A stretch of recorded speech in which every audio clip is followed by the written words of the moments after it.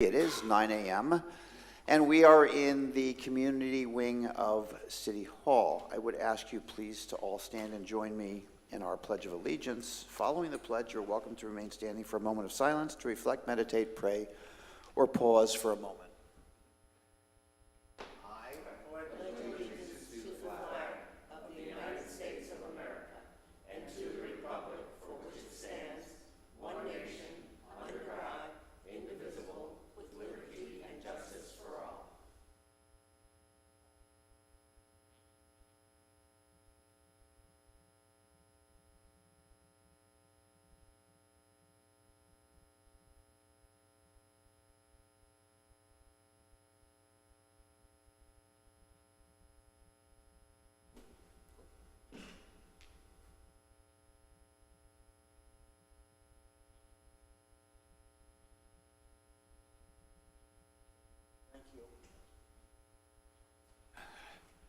And if I could ask the clerk to call the roll, please. Mayor Alfin. Present. Vice Mayor Danko. Here. Councilmember Hyder. Present. Councilmember Klukas. Present. Councilmember Pontieri. Present. All members are present. All right, this is a special workshop, so we will enjoy public participation. In order for city staff to be able to respond to your questions or concerns, please fill out a comment card with your contact information. The comment cards can be found on the table near the agendas or available from the communications and marketing director seated in the back. Anyone wishing to speak may approach the podium, provide their name, and may speak for up to 3 minutes. Please direct all comments to the mayor, be concise and to the point, avoid delaying or interrupting the proceedings, and do not make any irrelevant, impertinent, or slanderous comments. Any person who becomes disorderly may be barred from making any additional comments and may be removed. With that, I would invite those that have joined us this morning from the public to address City Council at this time.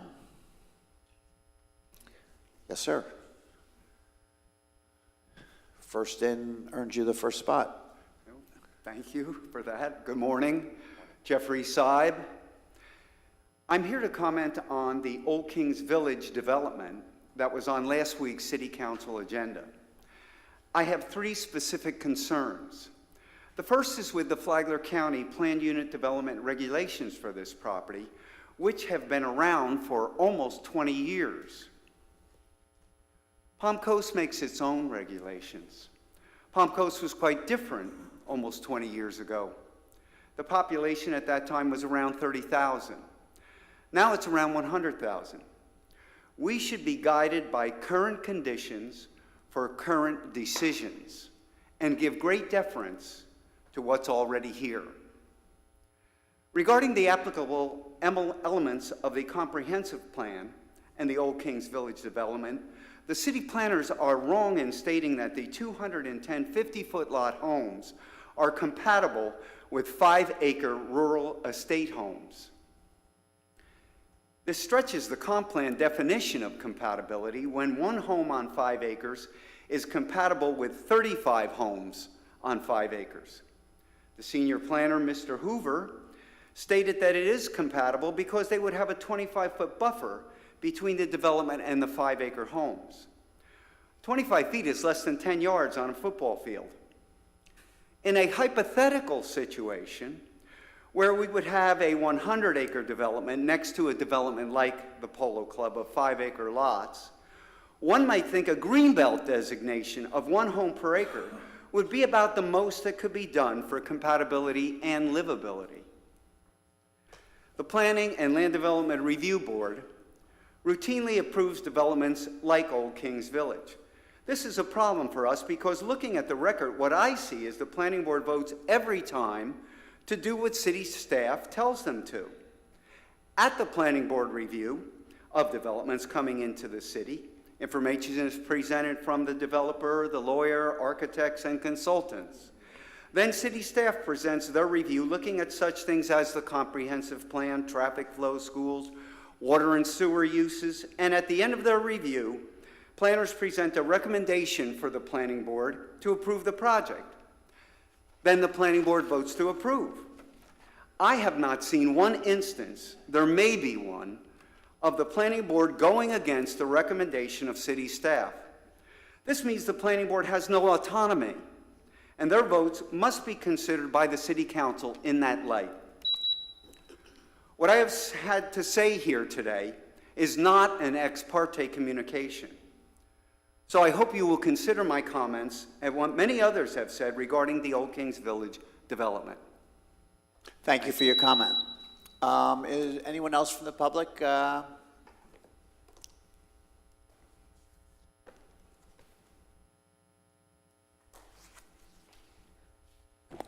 My name is Celia Puglisi. I live here since 1991 in Palm Coast. First of all, I want to address our mayor and our council, giving thanks to our very much asked 2 containers, one for recyclables, the other one for litter, in the almost 2 miles of Florida Park Drive. It was installed very fast by our wonderful public roads department, and it's going to be used, and we appreciate that because it will avoid some of the litter that people drop in that road. I do have also a question for our mayor, because thank you very much for asking my question, I presented to the observer, Mr. Mayor, regarding the stop signs that were promised for Florida Park Drive to try to slow down the traffic because it's horrible.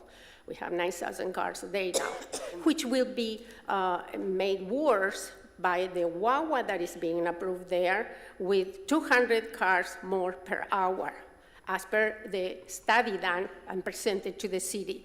Well, right now we have 76 cars per hour in that lot. Now there will be 276. So with that, we need this traffic calming, stop signs or islands.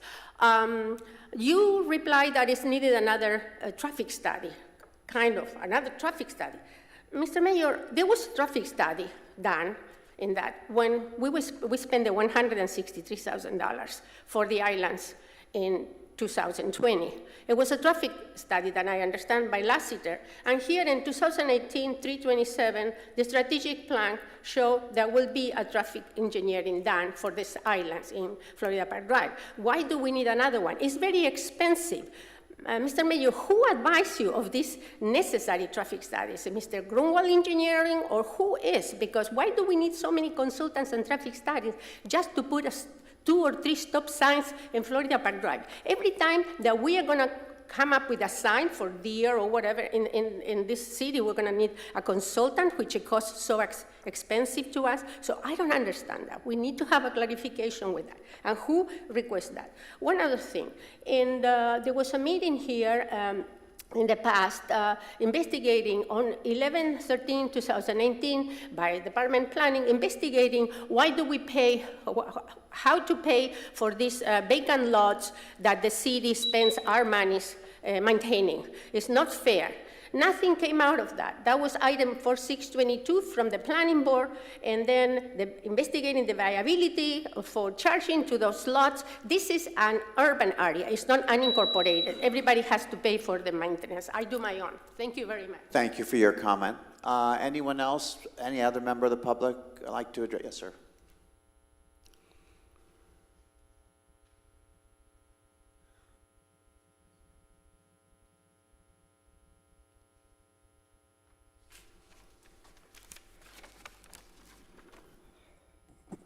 Morning. Since this is my first time, I don't know the protocol, so Whatever comment you'd like to make is fine. Just introduce yourself for the record so we know who you are. Okay. My name's Kirk McFarlane. And I'm here today primarily regarding my latest utility bill. Also have a few observations to make. Opened my current bill and found that it was higher than usual. So I wondered why. So I got my previous bill and compared it. And I found that although I used less water than the previous bill, there was an increase. So I went down to Utility Drive to find out why there was an increase, since it seems to me that we had an increase earlier this year. The lady that I spoke to, she said that she gave me a couple of reasons which didn't satisfy my curiosity. And at the end, she suggested that I see my councilman, which in my case is Ed Danko. I called Mr. Danko and didn't get him, so I left a message. And frankly, I was surprised he called me back. And I appreciate that. He told me that he tried to hold the line as far as the increase was concerned, but he was basically outvoted because everybody else went along with the increase. And my question to you is, the folks that went along with the increase, why did you go along with the increase? At the same time, I called, let's see. I called the other council people, Mr. Clufas, that's you, Ms. Pontieri, and forgive me if I mispronounce your name, and didn't get an answer, couldn't leave a message because the mailbox was not set up. Ms. Heiter, her mailbox was full.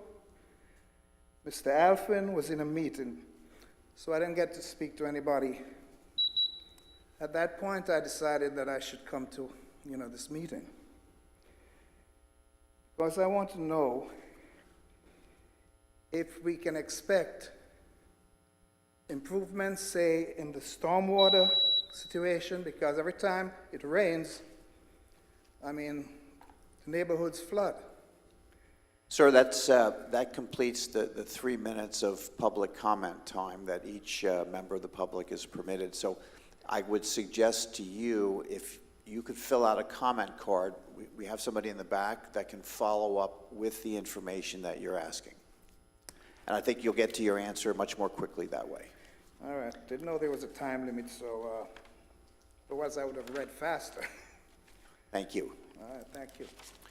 Are there any additional members of the public that would like to address City Council at this time? Seeing no one come forward, I will close public comment. Any questions, comments from the dais? Just quickly, Mayor, is there any way that we can, City Manager, we do have the, I think, speed study or traffic study that is upcoming. Would you mind updating the public on when we can expect that? So City Council budgeted $150,000 to look at the city of Palm Coast as a whole community, not just one part of our roadway network. And we're expecting it to come back to City Council to help define the scope. So we expect that, I can't recall if it's by the end of the calendar year or the beginning of the calendar year next year. And that won't just focus on Florida Park Drive, it'll focus on The whole city. the whole city. Yeah. And then I would ask Mr. McFarland, excuse me, I see we're getting the contact information. If we can send the meeting information or the date where we did talk about stormwater improvements and why we had the rate utility increase, I think that would probably shed some necessary light on the situation. Thank you. I think staff can handle those questions directly with the public following public comment. Okay. Mayor, if I may yeah. make one comment. The comment by Mr. Seed on Old Kings Village, that is considered an ex parte communication because although it's made during a public meeting, it wasn't made during the quasi-judicial hearing for that matter. So it'll have to be disclosed when it comes back for second read. So we're all here, so, okay, so you'll remind us to Yeah, disclose. I'll remind you. Okay. I have a running Thank list. you. All right, with that, we'll move to our one and only presentation today. And Councilor, you have the floor. Thank you. Prepared to be enthralled. Actually, let me I didn't prepare any introductory comments. I'm sure you have your own, but certainly this, I would think, represents an opportunity for each one of us to mold or to shape or to organize the structure of our city council meetings and all that accompanies them for not just our, short-term futures, but for city councils in the long term as well. Not that they won't perhaps fine-tune what we do here, but I think this is a good moment to reinforce the progress that we've made as a city council. I, for one, think that we've done a really good job working together despite having varying views on a variety of subjects. I'm very pleased with our ability to communicate and to get to the finish lines to move the city forward. So I think this is a special workshop, but very, very important for the long term. So with that, I'll hand it over to you. Thank you, Mayor. Yes, as you all know, you requested to have a special workshop regarding some requests that had come in from the public, and then we opened it up and got some more feedback from all of you as to the things that we should talk about. So what I've done here is kind of put together a compilation of what you have requested, also some additional information that goes along with that, so we have a more comprehensive understanding. As you know, the City Council doesn't take action per se at workshop meetings, so really when we're going through all this, at the end, whatever you decide to do, you'll need to give direction to myself or to staff, depending on what that is, and we can come back to you with whatever your request is, and you'll see it again. So this is really just an educational opportunity, providing you with some talking points and touching on things that City Council members requested that I touch on in this workshop. So here's the topics to be discussed: the controlling rules over the City Council, the roles and responsibilities in meetings, so the role each one of you play, and myself and the city manager during City Council meeting, the rules of debate, the workshop and regular meeting agendas, and the roles and responsibilities that are inside but outside of meetings, the other things that you have to comply with. And that, I'm not going to touch too much on that. You guys have been through your 4-hour training, ethics training. I've given you sunshine law background. We had a big presentation in January on many of these things, so I'm just going to touch lightly on that subject. Okay, so when you're in meetings, there's basically 3 sets of rules that you have to follow. The first is the City Council meeting policies and procedures. And what that says is, it gives you all are very familiar with that. We're going to go over some parts of it. And I should say that everything in the presentation before you is something that already exists in your rules of procedure, or in Robert's rules, or in the charter, or in the Code of Ordinances. So what I'm presenting to you today, these are rules that already exist. But what the City Council meeting policies and procedures does is lays out how the meeting should go. And what it also says is if something's not covered in the City Council policies and procedures, then that'll be handled by the Roberts Rules of Order. And each of you have been given this very comprehensive 12th edition of the Roberts Rules of Order. And it's basically just a reference item. If you have questions on anything, you could use it. You're all public servants now, and some of you are running for re-election in other venues. This is just a good thing to have, so you have a baseline of the rules of order during meetings. And then the last is, of course, the Sunshine Law, which requires that meetings of the City Council be open to the public, that there's notice, and that there's minutes taken, and that all discussions have to happen in the sunshine, as you know that rule very well. So first we're going to start off with the roles and responsibilities. The first person that we're going to talk about is the mayor. The position of the mayor serves as the presiding officer over the meetings. And so the presiding officer is the person that keeps the meeting in order, keeps the meetings moving forward, and does a number of other things which we'll go through. The responsibilities of the mayor position is to open the meeting and call it to order, to announce business that's coming before the city, so each agenda item that comes up, recognize the city council, council members, city manager, and city attorney who seek the floor under the correct procedure. So what that means is, before you can speak, anyone can speak, putting a thumbs up to the mayor or saying excuse me to the mayor, and the mayor saying, yes, go ahead, you can speak. That's the formality that's required in the procedures and the Roberts rules too. And the purpose of that is just to keep the meeting efficient, moving forward, and making sure everyone's staying on task to the issue that's at hand. Part of that is receiving and directing all questions and comments that come in that may be from the public or from staff, to remain objective, and to expedite business by allowing brief remarks when undebatable motions are pending. So we're going to talk about debatable versus non-debatable or undebatable motions a little further on into the presentation. The responsibility of the mayor also include enforcing and preserving decorum, calling to order council members who violate procedures, and also the mayor or the presiding officer is charged with deciding all questions of order.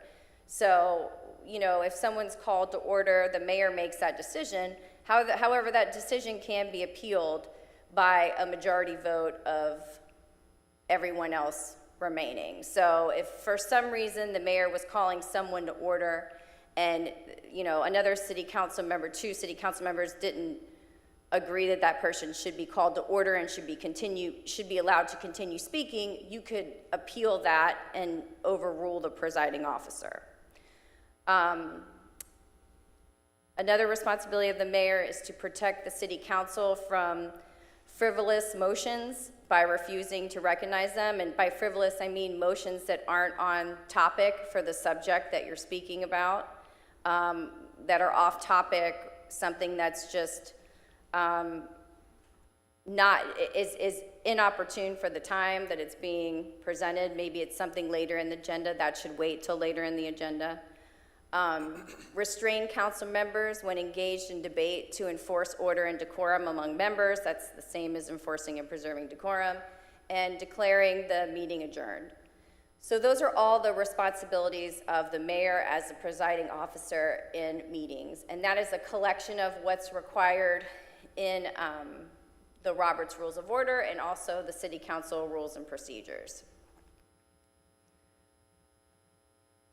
Anybody have any questions on? So, Nasa, would you like City Council to comment on each section as you go through your presentation? Would that be helpful? I mean, yeah, if you'd If like there's to something, yeah, stop me, so- this is more of a workshop and a Yeah. conversation. I know we're sitting Okay. in this kind of Yeah. position, but I want it to be a more fluid conversation. So if you have questions or comments, just ask them. I'm fine with, So let me Coming back. encourage comment on each section as we go forward. Get everybody's opinions out, and I mean, this is that time when if we want to, make adjustments or additions or perhaps even deletions, this is the time to talk about it. And as Nasa said, we get a shot for this coming back again, but we'll get a good sense of how we feel as a collective group. So, any comments so far? I just had one Yeah. clarification question, and I saw this when I was reading the policies and procedures again, with regards to the mayor remaining objective, because our mayor has a vote. So that's a little contradictory in my mind. Like the city of Flagler Beach, their mayor doesn't vote, so I can understand that a little bit better. Should we add language that the mayor shall remain objective solely for the purpose of making a motion because he has to give up the gavel? Just for clarity, is there something that should be added to this section? I'm not sure I understand the point. In Well, other words- Well, because our mayor is clearly not objective. You have opinions, you have votes, things like that, but according to our policies and procedures, you would have to remain objective. So the last thing I would want is for some reason, a city council member down the road to ever challenge your ability to have an opinion, to have a vote, because that's not how we're set up. So I'm just wondering if this specific policy should be worded differently in order to make that clear, that unless you only have to remain objective if you are making, I guess. I in think the it's, context of making a I'm s- motion. So I'm stuck at the end.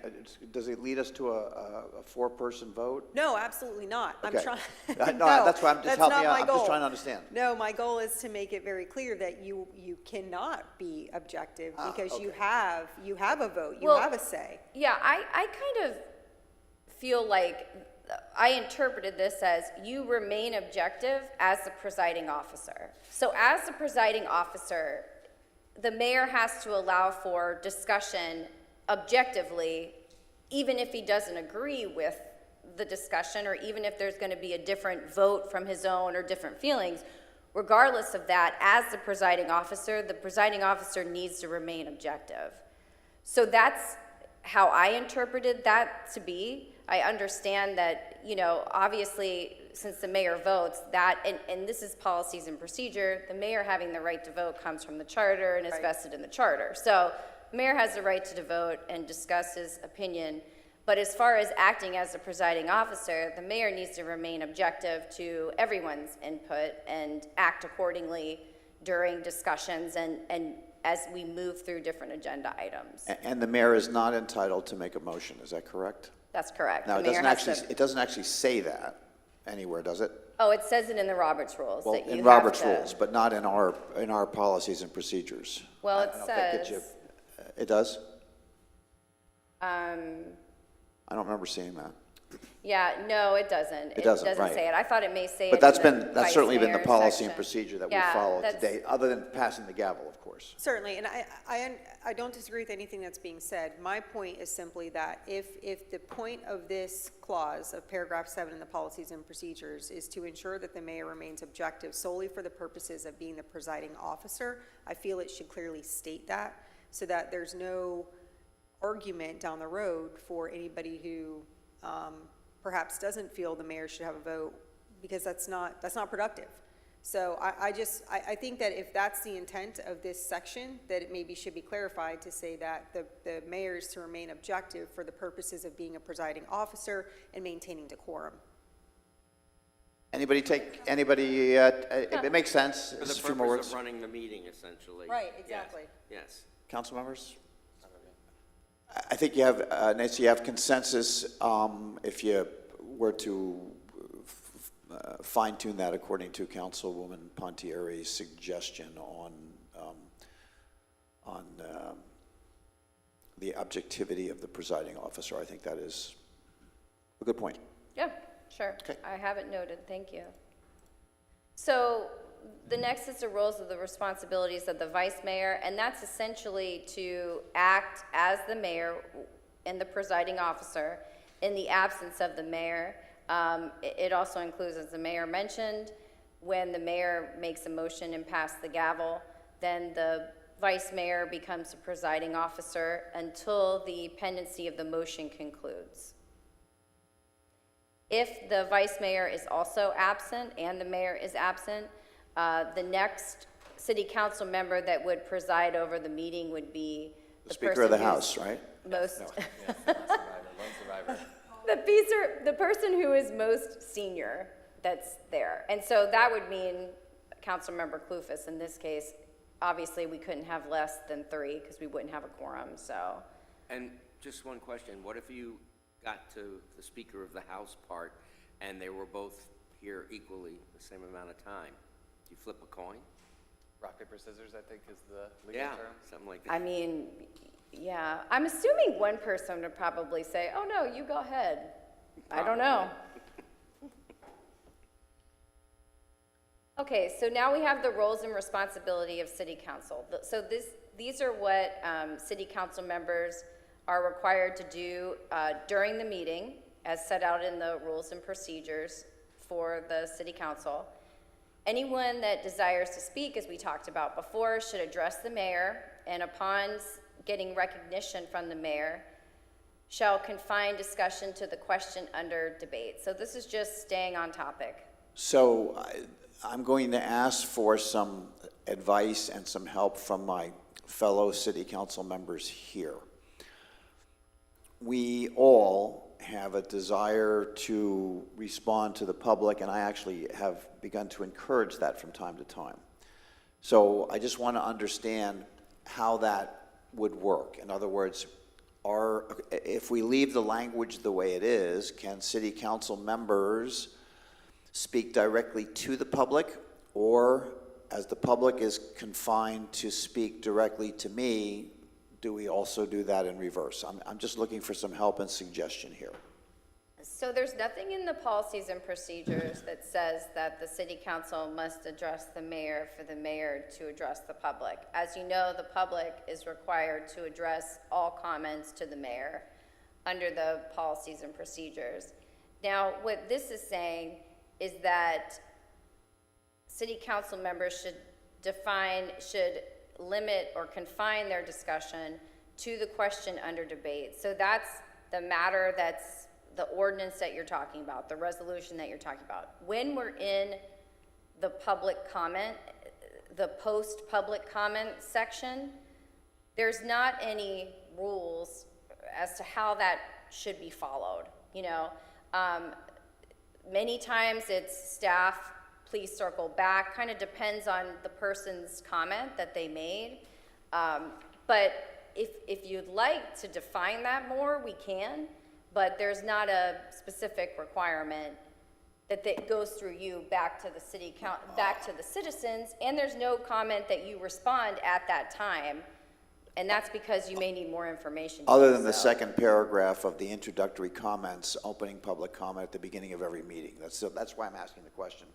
It says, please direct all comments to the mayor. Right, that's in your rules and procedures. Right, but city council members can speak directly back to the public individually. There's nothing limiting that in your There's policies nothing, okay. and procedures. I do like the way we are doing it now, where we wait till the end, and then you ask if anyone up here has a comment. And I'm not trying to discourage it, I'm trying to find a way.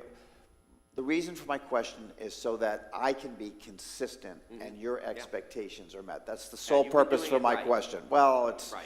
yeah. I think in the past, and I know Nick can attest to it, when Melissa was mayor, she pretty much responded to everyone and left the rest of council pretty much out of that procedure, kind of. All right, so I will look to city council in Kinda the way this, it works. in the sunshine, if they feel that, that there's not either consistency, continuity, or your expectations, as we've discussed just now, are not met, you'll let me know And you- in the sunshine here, okay? Because, And you have been asking for that. Yeah. So, and that works perfect. I mean, Yeah, I agree. Sorry, go ahead, Councilman Clufus. Oh, I was just going to say, we absolutely always had the ability to interact afterwards, but Melissa would usually cut things off at the head pretty rapidly. So, yeah, I think that we're doing a pretty decent job, and I don't feel hindered in any way if I ever wanted to say anything after public comment. I hope that the rest of my colleagues feel the same way.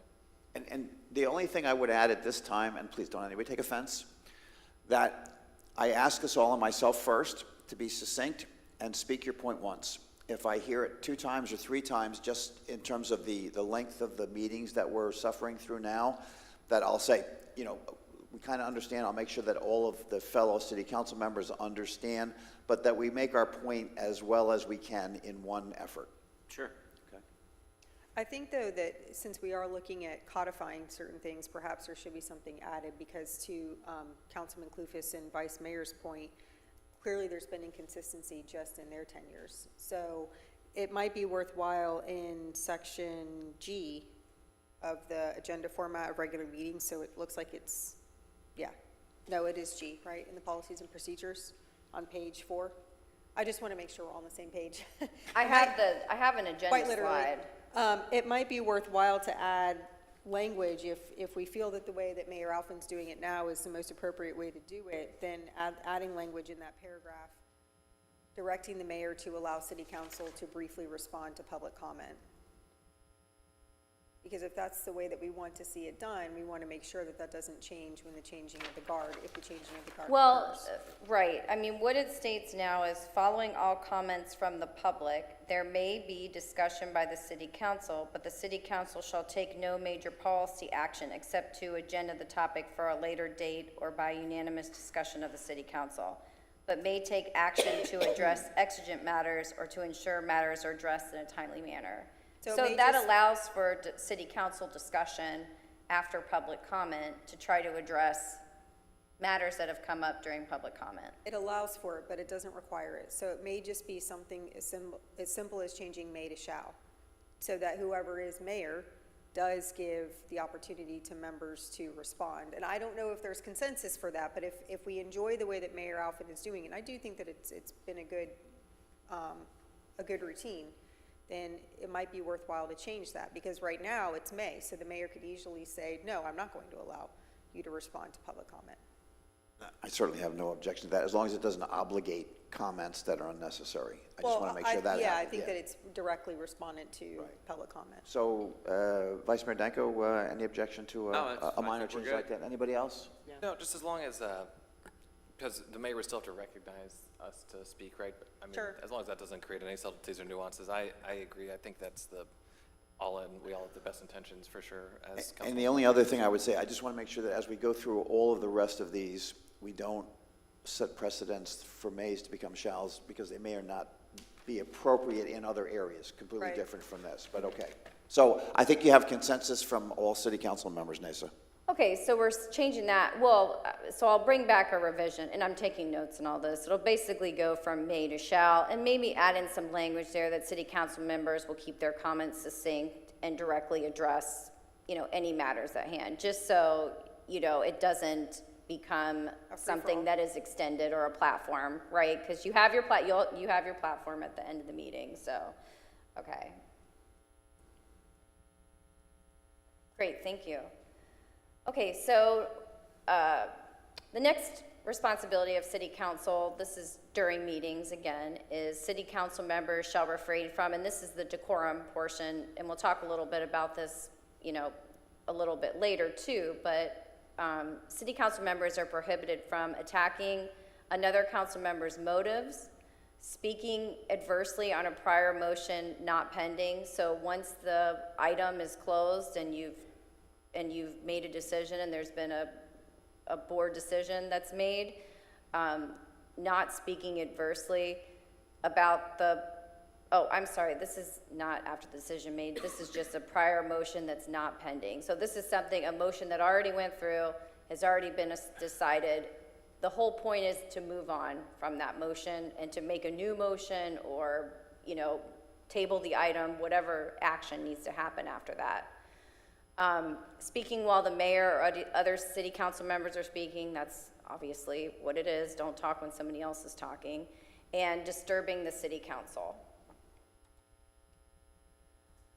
Okay, a city council member, once recognized, should not be interrupted when speaking unless the member is being called to order.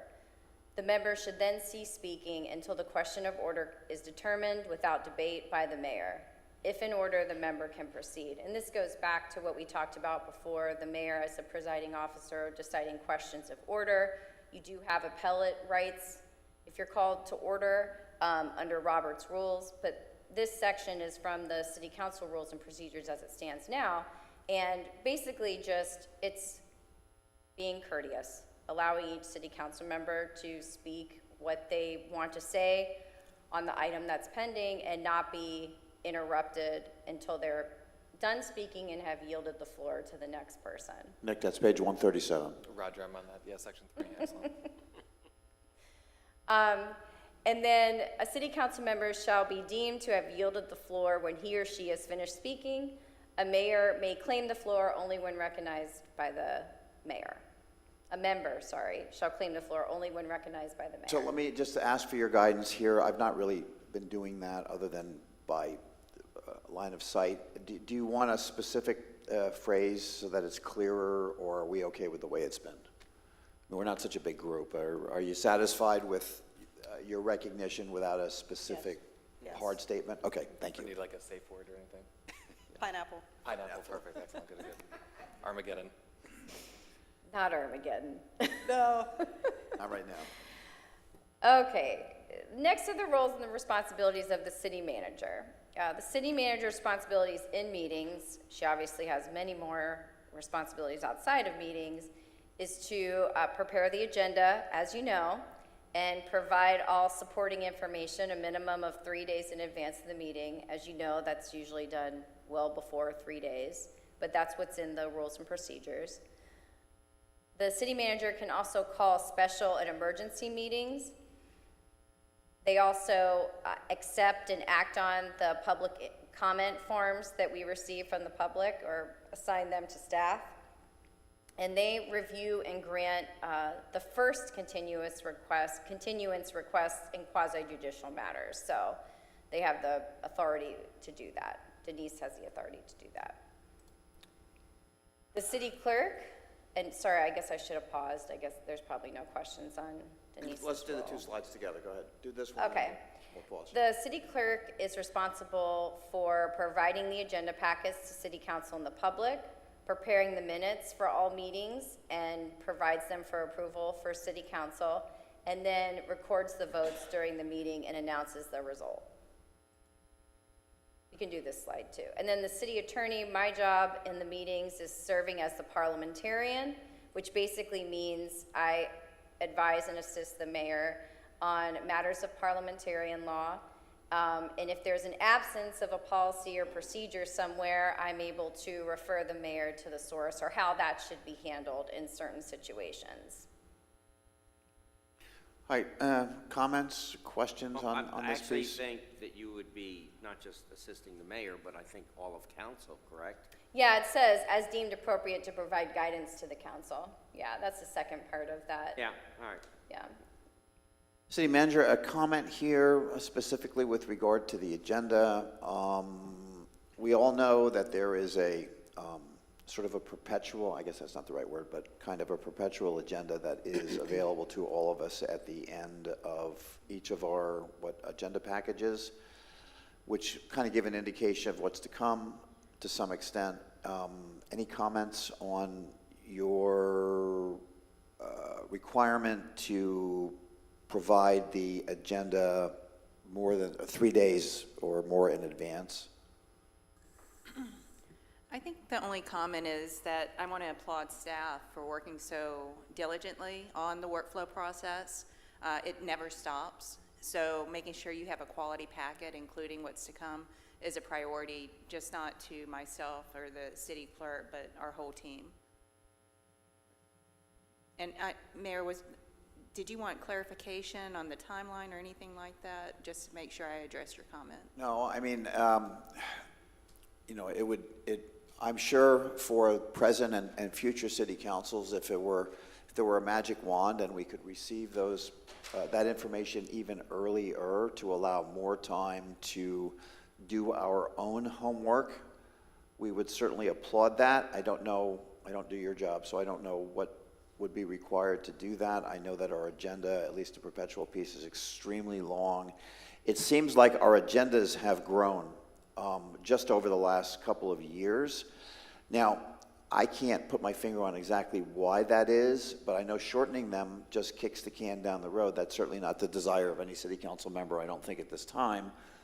It's a lot. And if we are better able to do our homework in advance, I think it makes the meeting flow and allows staff to understand our position better. So those are just general comments. I don't think we're changing anything, but I'm encouraging any comments to that effect. Yep.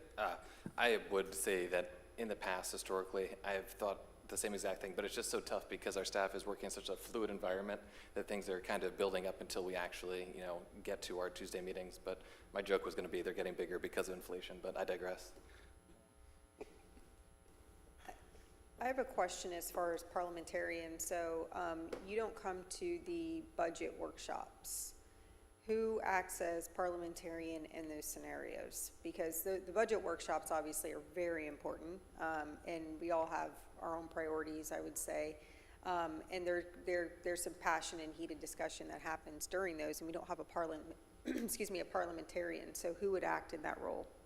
Well, budget workshops are different than meetings, obviously, because you're not taking any action. Most of the budget workshops are specific to the budget, as you know, and you all providing guidance to staff as to what you want to see in the budget, what you want to see changed, and really trying to understand what's being presented in front of you. Since you know, I've been with Palm Coast, I guess, 7 years now. And it was just always, and I can't tell you when it started, but it started with my predecessor, Bill Reichman. You know, since the city attorney is not really involved in any budgetary matters, and because it's a workshop, we have not come to the budget meetings because they've been specifically on the budget. And I frankly think it's probably because there haven't been any issues, you know, of calling someone to order. There's no motions being made, so there's not really, you know, the only time I think you'd get into issues of parliamentary law would be if you would have to call someone to order because you're not making any motions, you're not taking any actions, you're just providing feedback to staff. So, you know, of course, we're happy to come to these meetings, but it's been tradition that we haven't come to budget workshops. No, that makes sense. I mean, it doesn't seem like there's really a necessity, but it was just a question because we have quite a few of them, so. Right. Now, Yeah. during any workshop, there's nothing, even a budget workshop, correct me if I'm wrong, but there's nothing preventing someone from making a motion. No, there's nothing that in your rules So, and procedures and that say, I think in right. a budget workshop where you're not here, maybe we need to establish something that, you know, maybe no motions will be made during a budget workshop, so we don't have to deal with that issue. Or just Well- generally if there's no parliamentarian present. Yeah, so you can, you know, what we typically do at workshops is you provide consensus and direction. Right. You know, motions are official, you know, official actions. You can still absolutely provide consensus and direction to staff, which is warranted at budget workshops. But what I am saying is there's nothing that prevents anyone from making a motion in a workshop and actually seconding it and actually going forward with a vote. And not that this Well- council has not had a history of doing that. Down There- the road, another council could. There is nothing that says that, but you're prohibited from doing that because you have to, everything that's going to be in an ordinance or a resolution is required to be agenda'd and give notice to the public through the agenda. So if you haven't done that, you haven't sufficiently given notice to the public. You'd be invalid. The motion second and that whole process would be invalidated because it hadn't been previously noticed properly. Well, Yeah, I think Yeah. Vice Mayor, what the process would be to essentially ask that something be put on a future agenda. If you wanted to make an official motion on that, then it would be put on a business meeting agenda, public notice would be given, and then that's where the unofficial motion would be made. I understand that. Correct. But there could be a circumstance where that doesn't happen. Except, let's say you did a motion and it was seconded and it was voted either way, whatever, in favor. It would be invalid because there was no prior public notice given on the agenda regarding, you didn't allow the public to be prepared or to come to comment on that motion. So it violates the rules at a higher level, which you could be called on, and then the public could, I guess, make a case that Well, it's someone invalid. could challenge it. Could challenge Yeah, it. if you say for example, this is probably a good example. Say you had a workshop set, okay, one of your regular workshops, and a hurricane hit 2 days before, right? And you, on that workshop, needed to address some emergency items. You could do a motion and a second and address that emergency item, but you'd have to bring it back to the next business meeting and put it on the agenda and ratify the action Or we'd have to have two votes. for it to be valid. Yes, yeah, that's how you would address that. You know, obviously, as your city attorney, I would not suggest that unless it occurred in an exigent circumstance, such as a right. natural disaster or something like It that, could but be. it could come back later to be ratified. But I think what I'm trying to avoid is a situation where you would have to be here during a budget workshop. So Right, maybe- well, budget, I mean, I don't know what you'd be voting on in a budget workshop Right. that you would need to vote on when consensus and direction would give you the same power True. to bring it back. Okay. Does that kind of get you there? Okay, Yeah, okay. so you don't have to come to the budget workshops. That's what I'm trying to help you with here. Thank All you. right, everybody comfortable with that Unless you discussion? want to. I mean, you're more than welcome. No, thanks. to Drive from Orlando for I'm an good exciting with that. budget Yeah. workshop. Couldn't tell by the thrill when she said, "We are willing to come to the Yeah. workshop." She seemed so excited. Okay, Okay, the next section we're going to talk about is the rules of debate. Some of this we've already touched on a little bit, but we're going to get a little more in depth. We just went over what the council members' roles and responsibilities are during the meeting. So let's talk about motions. Motions should be made and seconded before there's debate on the motions. We kind of get out of this a little bit, and sometimes we have a little bit of debate happening, but in a perfect world, you'd have staff presentation, citizen comment, motion, second, and then debate on the item.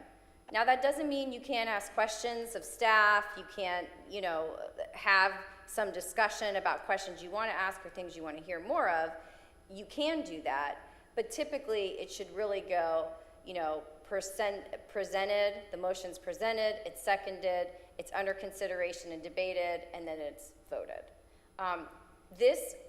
It's particularly important for quasi-judicial matters to hear the presentations from staff, hear the developer or the property owner's presentation, get public comment, come back, ask any questions that you still have, and then save the debate and the discussion for after you've heard everybody's input. If you discuss too soon before you hear from citizen comments, before you hear from the property owner, if that matter's appealed, that's something that whoever is appealing is going to use as a grounds for possible overturning the decision. so saying, are you "Hey, suggesting we delay discussion until after public comment? The motion's been made. Absolutely. No discussion before public comment, and we Yes, come back and finish up yes. before a vote. The last thing we do before a vote is the discussion. That's your recommendation especially for quasi-judicial matters. Yes. Okay, because we've not done that regularly. Yes, it's not done regularly. Okay. It's done both ways. It's a procedural point, I understand, I got it. As a And procedural matter, I think that that's the way it should proceed. Yeah, Now- we've been sort of having a consensus, should we talk now, should we talk later? And we kind of say, So let's maybe we'll reel that in and maybe follow toss this. it to the public first. Yeah, I just have a question. So that was my question. So should it go presentation, public comment, somebody makes a motion? I'm confused as to the order of making a motion and public comment. So you should, no motion should be made until all the presentations and public comment is Okay. over with, okay? If after public comment, you have additional questions, there's a little discussion, you can call staff back up or that's usually what happens. Answer questions. So that's then- pre-motion questions That's pre-motion of questions. staff. Right, of Okay. staff, or the applicant Or the- in a I'm sorry, quasi-judicial yes, matter. presenters. Right. Then there should be a motion second, and then there can be further debate and discussion on that motion. Everybody can talk about it. That's really the procedure that you should follow. Would you provide each of us with a very simple bullet point slide on that order of events so that we have it in front of us, so that we can practice that for a while till we get it down? Just because it is a little different than we've been doing, so that would be good. Yeah. Okay. Questions or more comment there? Okay. And I guess, Nancy, you may be going to get to this, the last item on this slide. Is there a list of those things that require supermajorities? I'm not familiar with what they are. So supermajorities, there's a couple things. One is in the land development code, a supermajority is required for certain uses to be allowed, and that's in 3.0106 of the LDC. There's certain uses that are not permitted in the city that require a supermajority vote. Something that requires a supermajority vote, we will tell you when that's required, if it's a statutory requirement, but it's very limited and very rare. It's not, okay. Yes.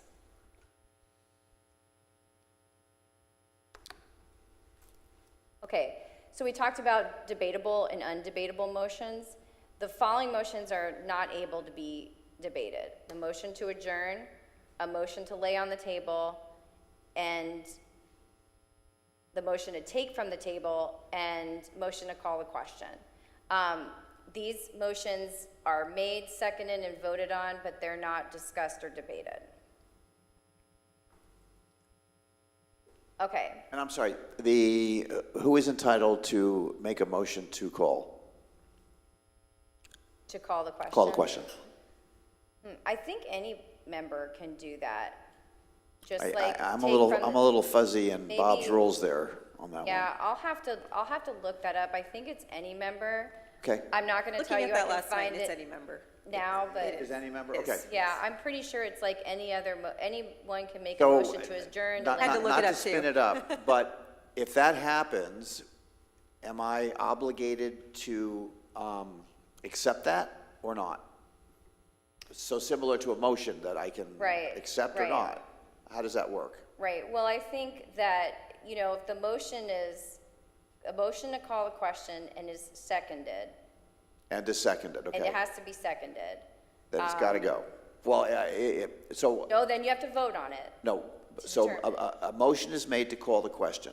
Mm-hmm. So am I obligated to accept it or not accept it, or it just goes through me? It doesn't make a So difference? if, as the presiding officer, if the motion is off topic, or if someone makes a motion to call a question, but say, for example, Vice Mayor Danko spoke, we're during comments. Say that where you're having a discussion and the mayor's given Vice Mayor Danko a chance, And and somebody Vice over here Mayor wants- Hyder, but then, City Council Member Pontieri does a call to question, but hasn't allowed for Councilmember Clufus or Councilmember Hyder to make their points too. That would be an untimely motion. So I think you could say that motion's not accepted. We need to get through the rest of the comments and then All right, call the that question. helps, so an untimely, I got it. Yes. Okay, So that's an untimely, it's not an off-topic motion, but it's an untimely motion for where you're at in your proceeding. Okay, amending motions. So we've gone through this before, and I just wanted to give everybody a refresher on it. You can amend motions in two ways. So you have a motion on the table, and somebody wants to amend that motion to add something else. You can do it under your rules of procedure. You can do it formally, which means you have to basically have two votes, vote to amend, and then the vote on the motion as amended. Or you can do it by consent, which is typically how we do it here, when there's a motion on the table and somebody says, wait a minute, we want to add in something else to the ordinance. And then everybody kind of says, yeah, okay, we agree, and then we do it informally by consent. And then when we go to vote, the motion is vote to approve with the amendment that was consented to informally. Amendments have to be obviously to the substance of the motion. You can't bring up something entirely new to tack on, and that's not really a problem here with your city council, because everybody stays on topic and doesn't try to bring in something else. no But if pork that barrel, were to happen, okay. right, you're not trying to add in things. But if for some reason, let's say, you didn't have consent by everyone to amend the motion, then we'd have to put it out to a formal vote to amend the motion. And that would be, you vote to amend the motion, and then you vote on the motion as amended. okay. Now, again, just some guidance if I could. I've not been calling on the clerk to read back the motion. Anybody struggling with that?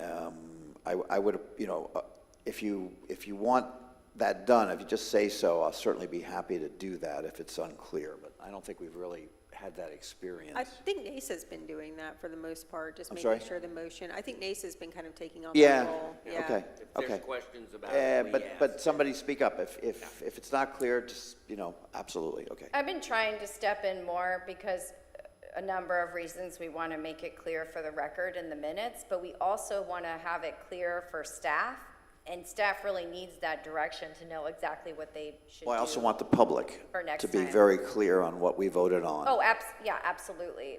So the motion's clear, and also that it provides proper direction, everybody's on the same page. Okay, tabling versus continuing, motions to continue versus motions to table. Tabling and continuing are two different actions. Tabled motions are motions where the item is set aside without a specific time for it to return, and they require a separate motion to take the item off the table and consider it again. Continued motions are postponed to a specific time, and they're automatically taken up at that time that they were continued to. So if you're gonna lay something on the table, that will require another motion to bring it back at a subsequent time. If you're gonna continue something, and typically you all continue things because we wanna put it on a subsequent agenda and make it clear. So it doesn't necessarily have to be a specific date and time unless it's a quasi-judicial matter. Then we wanna do a specific date and time so we meet the notice requirements. But if it's just a general resolution, say just a resolution, and you want it to come back at the next meeting or a subsequent meeting after some changes are made or you want more information, that should be continued. Laying something on the table would be, for example, you have an item, say it's going on and on, you can't get resolution, maybe you just need a break from it, or maybe you need to try to move through other items on the agenda to get other people out, so you could lay that item on the table, move through the rest of the agenda, and then pick up that item again later in the agenda and consider it. So get to the core. So the purpose of this discussion is that we not use this device as a stalling tactic. Is that correct? Well, yeah, I mean, that's really not the purpose of it. The purpose of these Well, is... that's what I'm saying. Right. What you're counseling us not to attempt to do that. Right, I'm counseling you on when these two different options can be used. Okay. There are tools in the toolbox. Could you just clarify how long issues of rezoning, if they're shot down or if they're voted down, how long they have to wait before they come back to council? Because I think that also weighs a little bit on tabling versus continuing motions versus voting things down. I think it's a full year before you can bring it back to Yeah, I council. believe is it, Jason, is it 1 year until somebody, or 6 months, somebody can bring back a rezoning item that was denied? Do you know that answer offhand? I can't remember if it's a year or 6 months. There is a provision of the code, but I can get that answer for you and bring it I back. just wanted everybody to know that if we voted no on a rezoning versus tabling or continuing, that has repercussions as far as the temporal ability for them to bring that back. Right, yeah.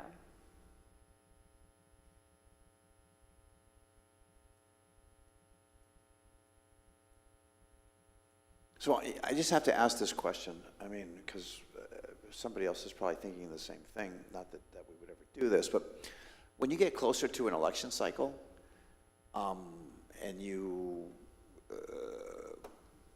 use either of these, and depending on the length of time before something can come back, you can conceivably look to manipulate the process by having a different city council. Am I understanding this correctly? I mean, I guess you could if you had 3 votes that are also up for re-election and everybody wanted to push it off. It seems like it seems like the public should be protected from that, but I don't know how to go about doing that. It just seems awkward. I mean, Seems like an awful lot of effort to... Well, we're in the weeds here today, and I get it, but I'm not in favor of that, by the way. I think it's a problem, Yeah. but Yeah, I would just think it would be an awful, difficult process to orchestrate. That Would need just... There's a possibility, but I wish I had those skills. All this goes to vote, so you would need 3 other people with you to do it. right. So Okay. it's not like Yeah. you can make a motion Okay. and then that just happens. You need majority to do it. So I think the likelihood of that happening, you would need 3 people up for re-election for their same seats, and you would need them all involved in some type of push to do that, to push it off till after an election. Which would happen every other cycle to some extent. Yeah, Right. okay. Yeah. Okay, it's out there, we said it, okay.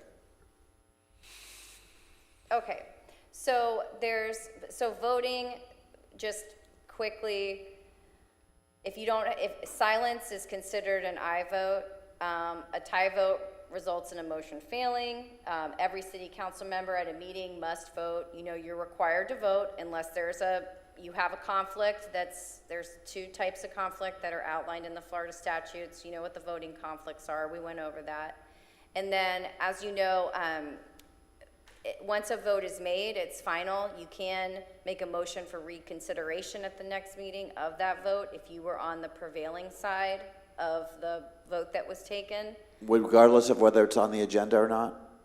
Yes, you can ask for a reconsideration. So that's an And then- exception to the public notice rule. Well, I would suggest that if the vote is in favor of reconsideration, that the item be brought back at the next agenda, At the next to agenda. open okay. it back up, Okay. yeah. But I noticed when reading through this, you left out a motion to rescind. Yes, I didn't include that. So a motion to rescind your vote that No, was you taken? can't make a motion to rescind your vote. You can make a motion to rescind the motion. Oh, yeah, you can make a motion to rescind your Right. to rescind your motion. Right, and I Yeah. noticed that wasn't in your packet, so I want to make sure people are aware of the ability to do that. Yes, you do have the ability to do that before the vote is taken. Now, you would be required the second would need to rescind their second, and I then you think can you rescind your can do it motion. after a motion is made and voted on. Well, once you've made a motion and it's been voted on, then the matter's considered complete. From what I read, and maybe I misunderstood it, you can make a motion to rescind that motion after it's approved. In other words, you bring it back for another vote.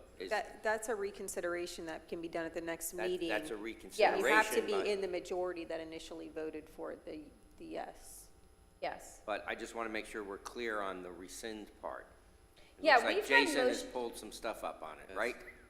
Not on that. Well, that's not the length of time for a item to come back. 12 months, 12 months? 12 months. Winner, chicken dinner. Good job. Knew it. Thank you, Jason. So going back to that, if you've made a motion, we've had instances, as you remember, where there's been a motion made in a second, and then there's been discussion, and then you've decided, okay, wait a minute, I'm gonna rescind my second, rescind my motion, and we're gonna make a new motion that includes all that. Yes, that can happen. Once something is voted on, seconded, once a motion's made, it's seconded, and you voted on, then the matter is closed, but you have this option for reconsideration to go back and open up the item. And that doesn't have to be made at the next meeting. It could be made later in the same meeting, for example, during council member comments if something has come up or something like that. But And it would there's- have to be made at the outset at the next meeting, correct? It would have to be made at the next meeting. Right, Yes. and after that, then it's gone. Yes.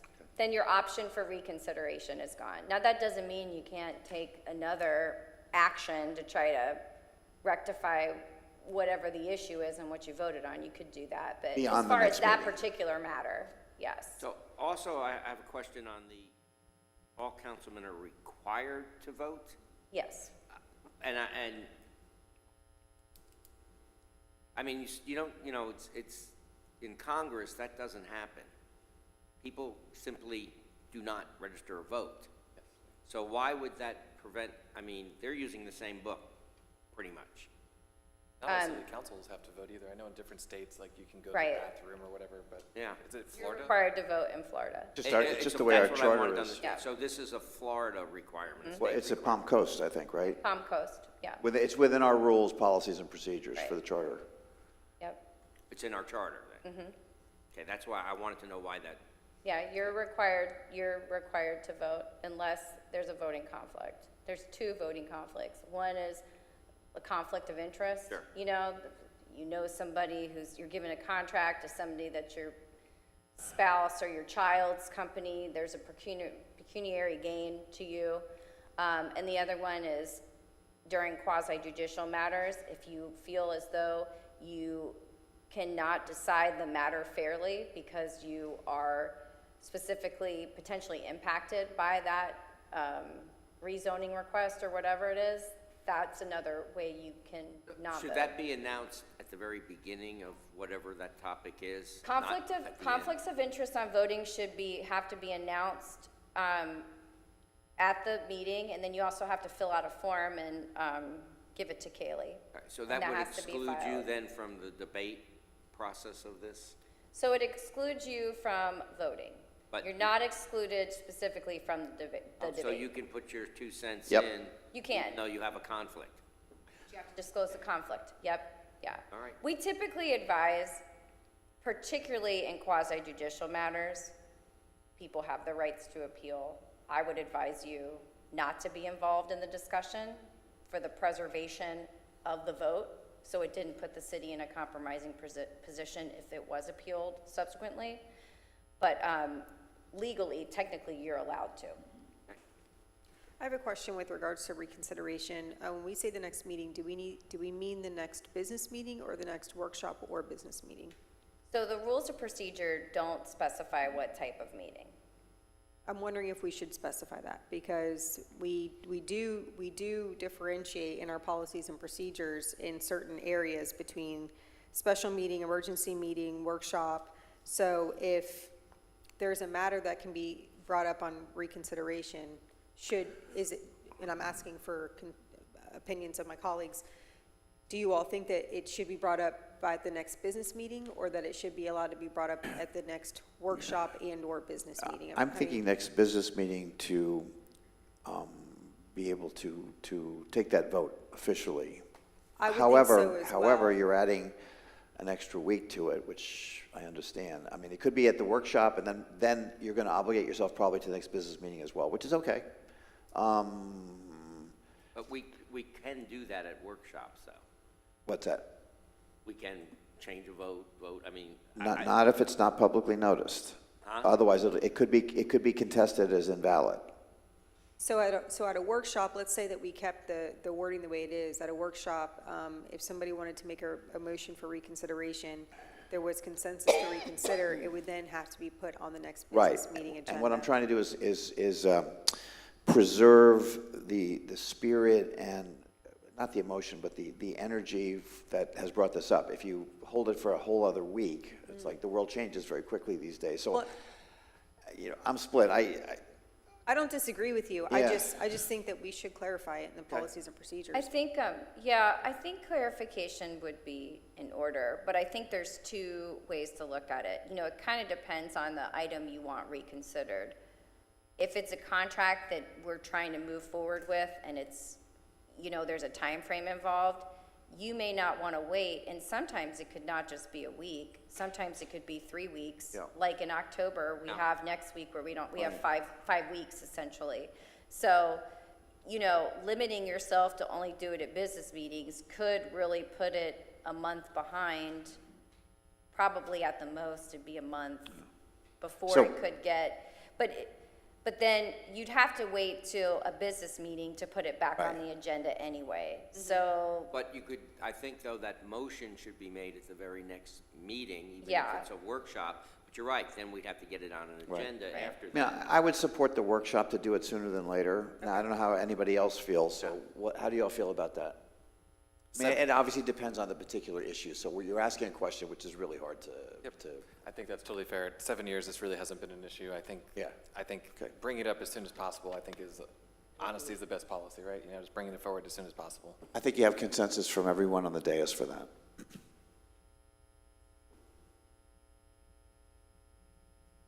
okay, let me just make a note of that.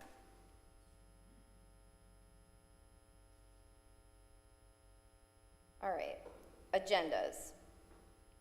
So now we're moving into the portion of the policies and procedures that deal with the agenda. Every meeting has an agenda. The agenda is really your roadmap for any business that's conducted at the meeting, should be on the agenda. unless there's an emergency item. We try to really stay away from walk-on items just because it's just not giving enough notice, to the public and to you all to be able to consider a matter fully. The city manager prepares the agenda, and obviously you all receive a copy of the agenda and backup prior to meetings. So this is the regular agenda format, and this is, I don't want to say codified, but it's outlined in your rules and procedure. This is taken directly out of your rules of procedure as the process that you'll use for the agenda. It includes 2 public comment periods happening. The first one happens, public comment on non-agenda items is number 3, and then there's public comment on non-agenda items as number 8. So before and after the bulk of the agenda. And that's because, at regular meetings, every item on the agenda is open up for public comment itself. So these public comment periods at the front and in the back are typically for non-agenda items. There's been I don't know that there's been any suggestions for regular agenda format to change. I will point out that, let me go I to think there this have, define regular agenda again? business meeting. Business meeting. Yeah. So yes, city council members have made, or I've made a comment. So we've I'm discussed this once before. We do not follow the county's procedure of allowing public comment at the conclusion of the meeting. We offer public comment at both the beginning and the end of the meeting. So Right, and we I'll- had the discussion before, and there was a consensus to maintain and offer the public 2 bites of the apple there. So I just like to revisit that. Okay, I will note too that in your rules and procedures, there's a time limitation. Right. Per person, it's 3 minutes, as you know. For the first public comment period, there's a 30-minute total, non-agenda public comment time limitation. And, you can understand, I can understand why that was originally put in place, because you have all these other things to get to on the agenda, and if you don't leave time for all of those other things, then you put yourself in a position where people may leave, may not stay for the agenda item if the first public comment period runs too long. The second public comment period, the way your rules and procedures are written, doesn't have the 30-minute total time limitation. The 3 minutes is still there, but as far as, the 30-minute total, that's only as it pertains to the first public comment period. Why would that be? Just an Well, like oversight? I just said, I think because when you're at the beginning of the meeting, you have all this other business to get to. And that's all very important. You have ordinances, resolutions, you have to get to all that business. So public comment is limited for the first period, but then the Okay. second period of public comment, you've got through all your business. And then everybody else that's there that didn't get to speak the first time around can have a chance to speak during that time. So I would suggest this, and then each of you will have to comment, that in the introductory comments for the first public comment, we include the fact that there is a 30-minute, and that we encourage those that are here to champion a single issue would collaborate and have a single speaker in order to be more efficient with the 30-minute cap, which I'm planning to ask the clerk to advise when we've hit that 30-minute time during the initial public comment during a business meeting. So it just would open that up. What I'm saying is, okay, if there's I call it an item that the public is very interested in, and 20 people come and they each want to speak, but they're going to speak on the same issue about the same things, the suggestion's going to be in the opening comments that they perhaps either elect or select one or more of their group so that there aren't 20 repetitions of the same comment, that they be made en masse but limited, because what they'll do is they'll exceed the 30-minute cap.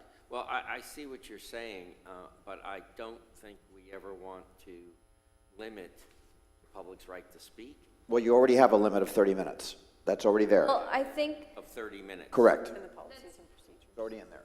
it's during the first, so in your policies and procedures, it says the first public comment period can be limited to 30 minutes, not the second public comment. Does So it say can be or has to be?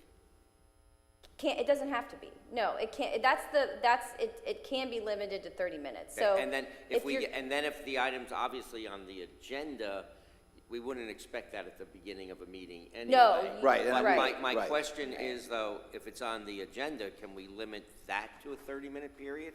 That's not the, I mean, I There's- wouldn't want us to do that. No, nor would I. That's, Yeah. that's, Yeah, I I'm not don't- looking to go there. I'm only looking at the beginning. Right. yeah, I wouldn't suggest that. And the only reason But- the beginning is limited, like I said before, is because the second public comment period is not limited. Wide open. The one at the end of the meeting. I guess if it's on the agenda, that kind of solves the problem. But if it's not on the agenda, and it's something, and whatever it might be, that the public is that concerned that they pack City Hall, I would hate to see us put a time limit on their comment. I think that would come back to hurt us. Or hurt the balance of the agenda. So Actually, I think it would hurt you you're as doing mayor it, to say maybe. there's a 30-minute Th- cutoff. maybe, but and then there's- people would blame you. But you would for- be also disturbing the balance of the agenda, which also residents are keen to. I know sometimes it can be difficult when there's a lot of folks to sit here and hear the same thing over and over again, but I think that's kind of what they would expect us to do, and I'm okay with doing it. I'm not okay with limited amount of time for the public on an issue to express themselves, and if it was that, again, it would be something not on the agenda, because if it was, you would say you speak during the agenda item. So if they were that many people here over something, So you're making a suggestion we change the rules? I'm making, well, she said we don't have to follow those Yeah, but it's rules. there. It's there, but we can choose, obviously, if there was 100 people and they were mad at us about something Yeah. that wasn't on the agenda, I don't think you would want to limit their speech. I know I wouldn't. I mean, I'd want to. I'm not sure, Councilman, I'm not sure we've ever faced this before, so I'm not suggesting that we're going to face it in the future. Does this ring a bell of any kind? We've had some pretty long comment periods for sure, and I would ask my peers too. I think I can see both sides of this for sure, because there is agenda fatigue.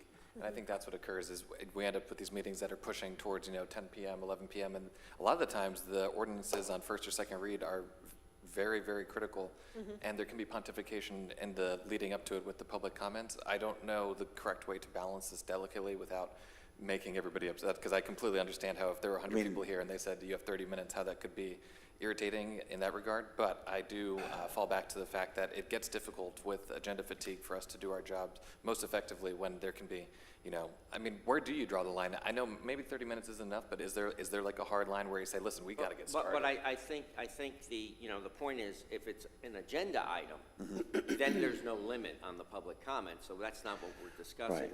We're discussing, So is it a numbers for you here? Because here's why. Here's my comparison. So I'm trying to be as strict on the 3-minute rule as I can, but be polite. yes. Now, that's really no different, because if somebody is passionate about their topic and they extend past the 3 minutes, I Let have them go a little bit. which is Yeah, good. but I have to kind of Yeah. call it to an end. Is that any different than the 30-minute rule? Well, I think, again, if we had over 30 minutes of public comment at the beginning of a meeting, not about items on the agenda, Right. if there was 100 people here, they were upset because you turned off their water. Notice I said you, Or not me. or you raise their utility bill. Right, Exactly, okay, good. right, Either way, yeah. exactly. If they were here over something that wasn't on the agenda and they all wanted. So it's a protest, is what you're describing? Yes, but I think it is kind of a protest, but it's Yeah. also a voice from the public Okay. that says, we're not happy with what you're Okay. doing. And I think we're obligated in that situation to sit here and hear their concerns. I would never want to silence. Now, let me ask you the devil's advocate question. Sure. Would they be better served and more effective in their protest if they were to reserve their comment for when that item is most notably going to be on an agenda? It would be more effective for them, I would think. If that item wasn't on the agenda for that meeting and this place was packed over something that people were unhappy about, no, I think they'd be better served getting it out of their system and letting us know where they feel. That's my And feeling. shooting their bullet then as opposed to when we would actually be voting on it perhaps in the future. Yeah, I think if they make the effort to come out, Yeah. then we have to sit here and make the effort. All right, so we'll leave it a decision to, I mean, so I'm not suggesting we change the language that exists. I mean, it Right, opens right. the door. And- Okay. And she has said that we don't have to follow that language, Mayor? so I think it's a judgment call. Just listening to the gentleman this morning, Mr. McFarland, this was his first time here, so he was not aware that he only had 3 minutes to speak. And that's one of the biggest complaints that I hear a lot of times when people want to come here to speak on an item, that they only have 3 minutes and they feel that they don't have enough time to really express what they need to express. So I again agree with Vice Mayor Danko that we do need to listen to what they have to say. If they're gonna have their 3 minutes, I think they need to be made aware that they only have 3 minutes to speak if they don't know. So a lot of them are aware of So it. Councilwoman, I guess my question back to you is, should I read the introductory comments more slowly? Because I do refer to the 3 minutes at every meeting. Correct. You I do. could highlight it or say it louder, I guess. I don't know how to make the point more clearly. Just make it more clearly so that they understand Right. when they come to Okay. the podium. And They I have think- 3 minutes so that it doesn't become an issue. And I think actually when you explain it, you can, if there's a large group of people here, explain that if we did any more time, we'd be here. Well, so, okay, now, so I'm very cautious about that, so I don't do that, and here's why. The last thing I ever want to do is start to persuade, politic, or shape the public discussion. In other words, they're coming to say what they want to say. No. What I don't want to do is put them into a position where they're not feeling comfortable about what they want to express. Oh, yeah, no, I'm just saying explaining the reason why we have 3 minutes might be, What? you're limited to 3 minutes of time. Because, Because if we gave you 10 minutes, we'd be here until no, tomorrow. Keep it short. that's not going to work for me. How else to say it? Because from the public's point of view, like you said before, you sit here as long as you have to sit here and you listen to the public. Oh, yeah, So no. I wouldn't use that as a. Yeah, but I've had complaints from people about the 3-minute limit. Yes. And I tried to explain to Yeah. them, if we just let everyone just go on and on and on, we'd be there for days, that we have to have Well, some limitation. Maybe the other way to do this is We need to add more time. in I guess. addition to the 3 minutes, there's every form of electronic and personal contact Yeah. to use as well, and written as well, okay? Yeah, maybe that's how. And also filling out the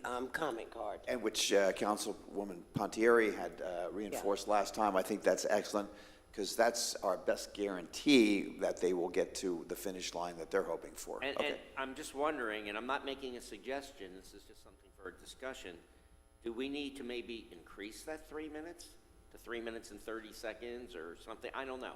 Can I just maybe glean some light on this subject?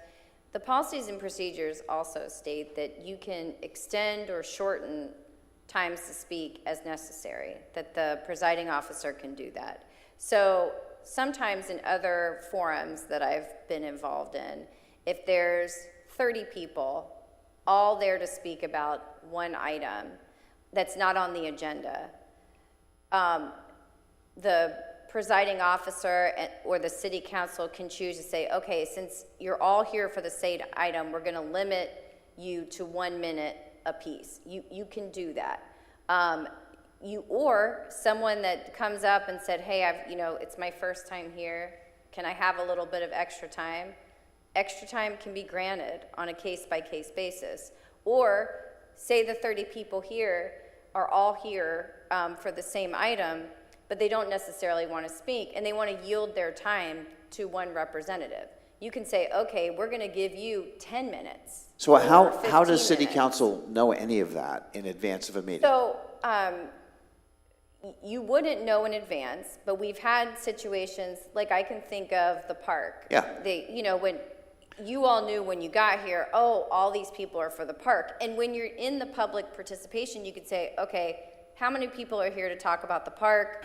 Who's going to speak? You can try to manage it at the time and asked City Council, what I want to relay is you do have flexibility in your current rules and procedures that you can do if you'd like to. But it's always, and there were people here at recent meetings that will always push back and perceive that yeah, I'm not- as trying to limit their ability. It happens that no matter how genuine we are. I know that. You know, I know you I do. must have said 5 times last So time. I'm not trying to okay with stop the you 3 from minutes speaking, with the but- discretion that, you know, if you got to run over a little bit, because people do come prepared with the 3 minutes. I mean, they almost always do, and apologies, you know, first time up, I get it.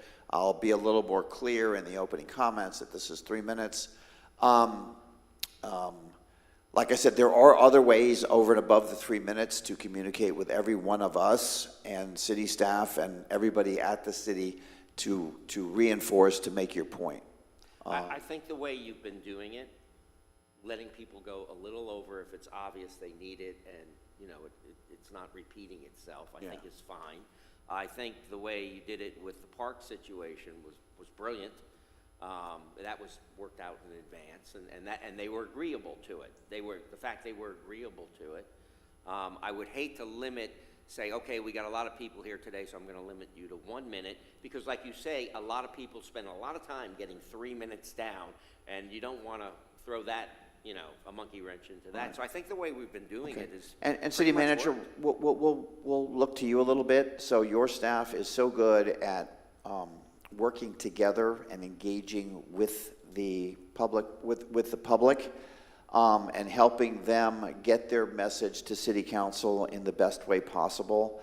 So as we're getting ready to start the meeting, they are really good, very perceptive as to what may be coming, and they may be able to help organize those folks. They really do a good job with that. So I would, ask them to continue with that. That helps us a One more lot. comment, Mayor. And it doesn't cast that, limitation that we're not trying to project. I have one more comment. I think that we need to determine what is a little bit over, because I think we need to set a limit on that also, maybe 30 seconds. And I was going to because opt if for you say 10. So would you What see my about hand going 15? like that? There's a countdown from 10, but whatever y'all want, I'll subscribe to it. It's, What- it's what our do you meeting. guys think? What's you a know, little bit over that we A can give? hard stop is what you're saying. Yeah, because if you say a little bit over, we Maybe- need to determine what is a little bit over. Maybe the mayor can say, we hit the 3-minute mark, the alarm goes off, maybe the mayor can say, I'm extending your comments an Well, additional if I 15 may, here's seconds. what I've been doing, and see if this works. I'm going to say, you've reached, you've exhausted your 3 minutes. I'd like you to wrap it up at this point, and then see if we can get a wrap up within a I think that's been reasonable- working.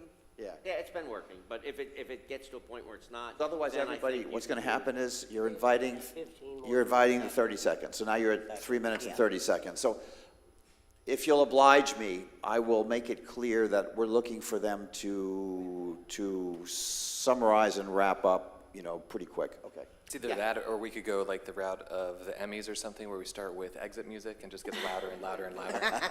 Get out the cane. Exactly, yeah, just move on. I do want to chime in here because I think that public comment is so important, and I don't like the idea of limiting it to 30 minutes. What I will say is this: our agendas have been very long. The last few meetings have been a pleasant surprise because we haven't been here for 5, 6, 7 hours.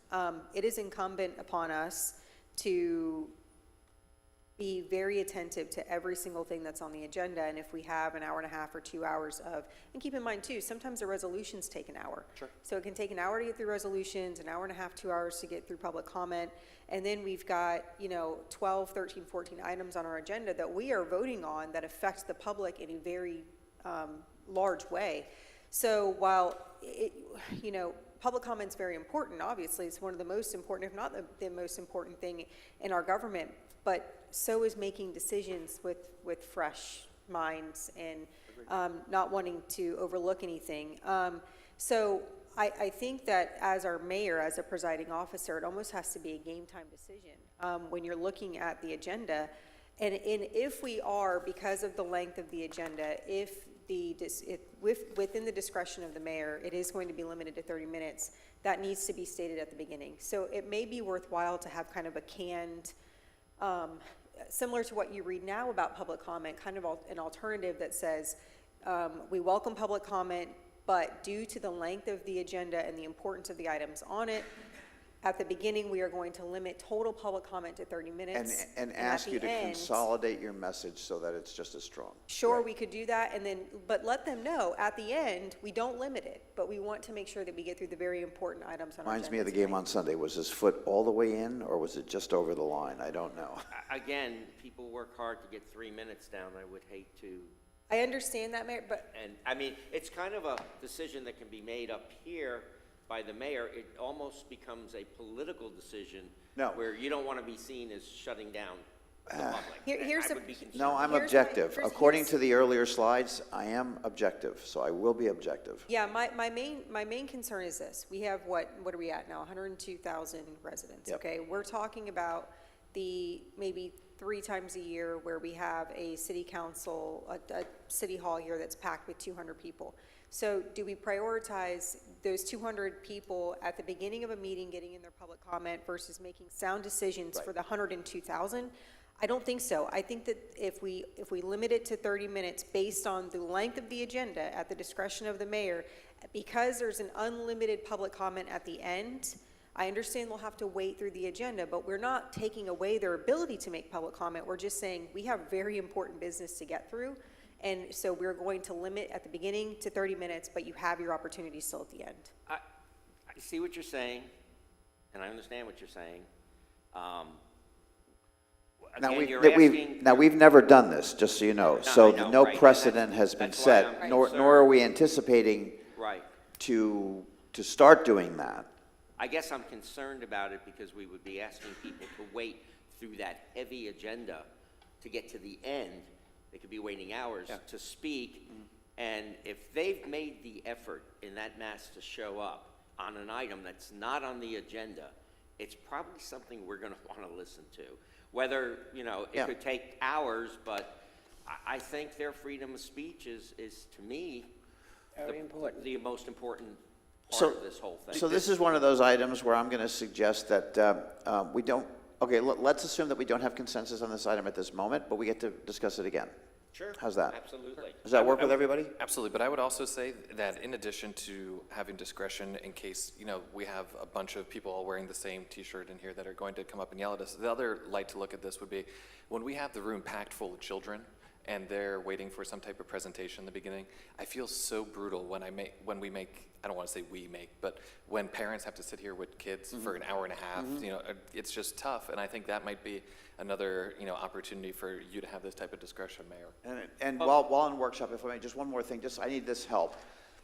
Occasionally, it's happened more than once, you'll get a very, concerned resident, citizen that has a conflict, and the agenda item is coming later, and they say, can I please do my comment because I have to go to my, whatever it is. Help me with this. I think you have the ability to understand that if it's a good excuse. Like, hey, it's a nice day, I want to get out of here. That's not an excuse, but I have to go. Go ahead, Nick, you have a joke? No, I thought I seconded that, yeah. Oh. Yeah.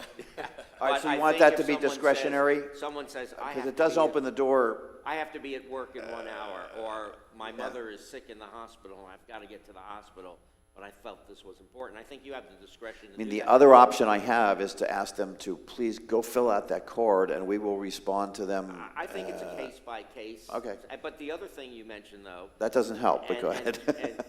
Well, it's. No, I got it.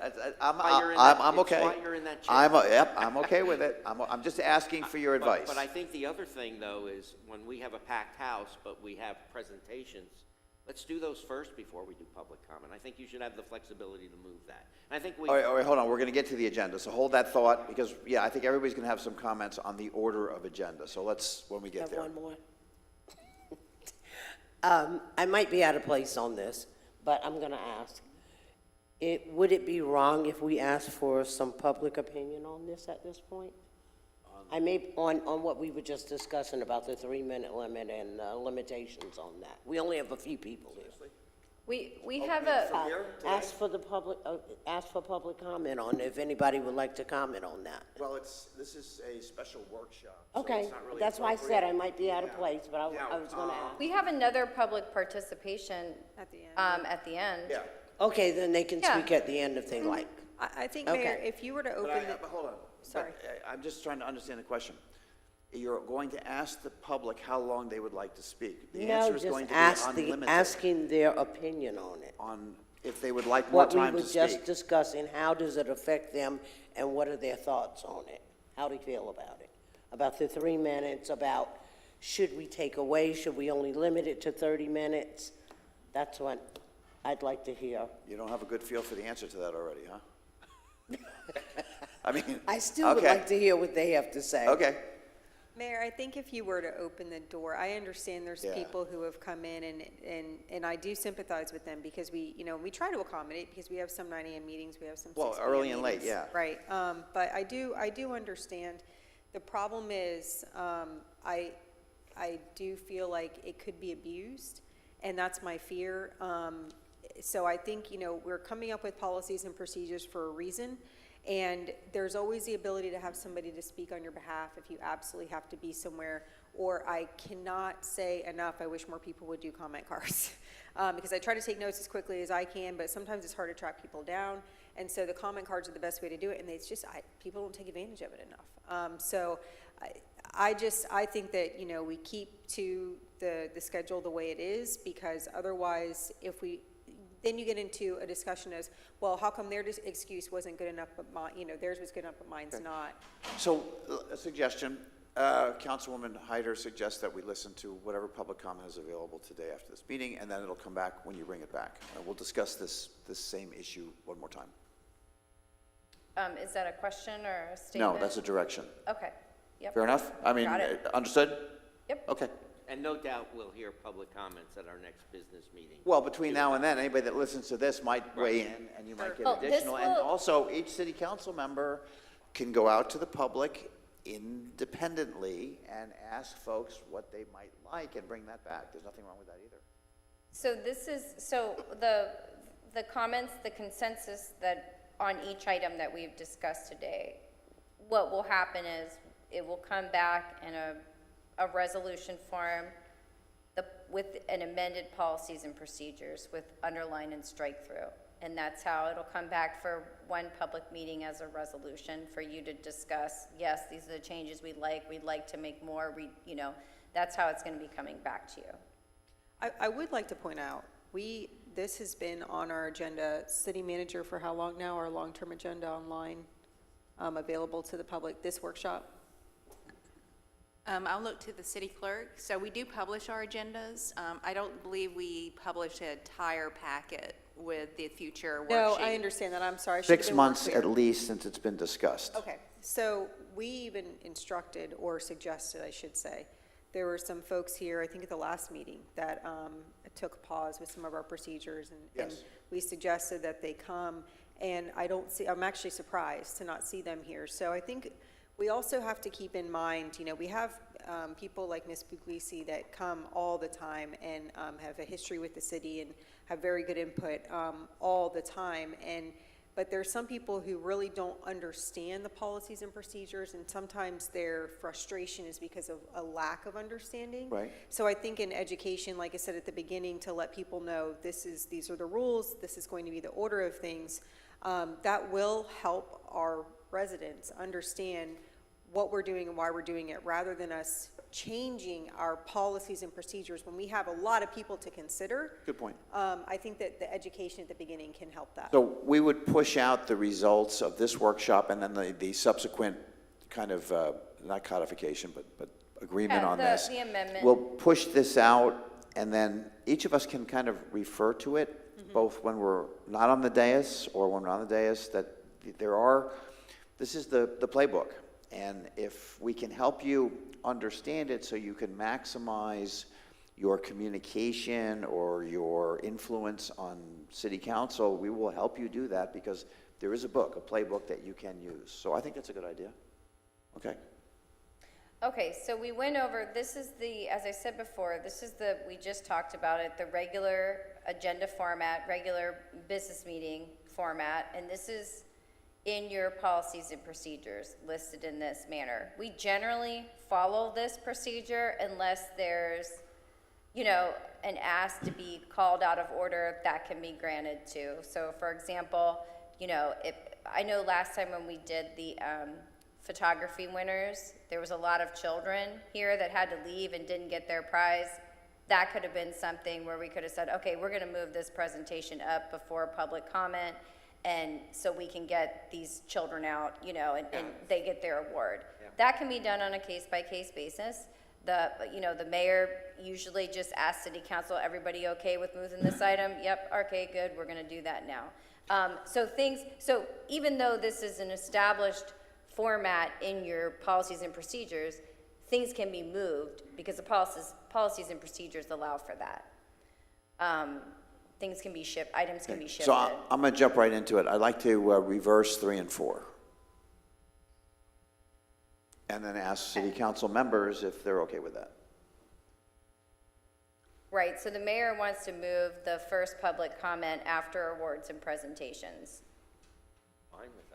What do we mean by presentations? Proclamations. Proclamation. Yeah. Okay. I'm fine with that. I think that's a good idea.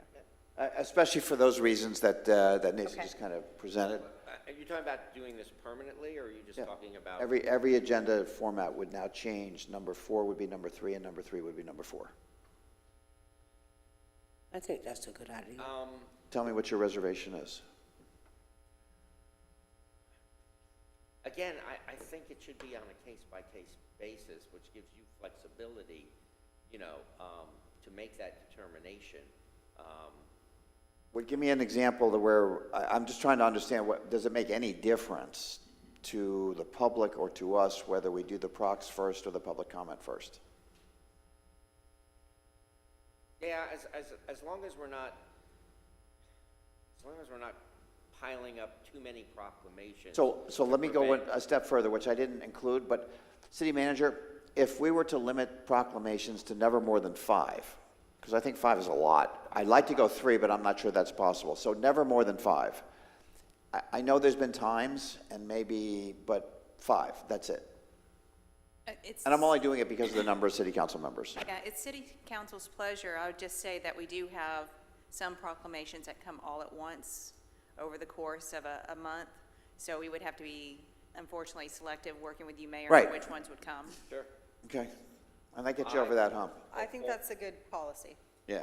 5 'Cause is a lot. if you're talking about diluting the celebratory effort and you get 7 of them up there, it's like, you know, you just, you Right. can't, it's too much. And not only that, I find it personally hard to get, you know, emotionally engaged when we have such a large number of them. And I would like to, because we're doing them for a reason, not because we want to be enthusiastic and supportive of whoever the entity is. And when you go past 5, and it's just too much. I think it does dilute it. Yeah. Yeah, Okay. I would almost say 4.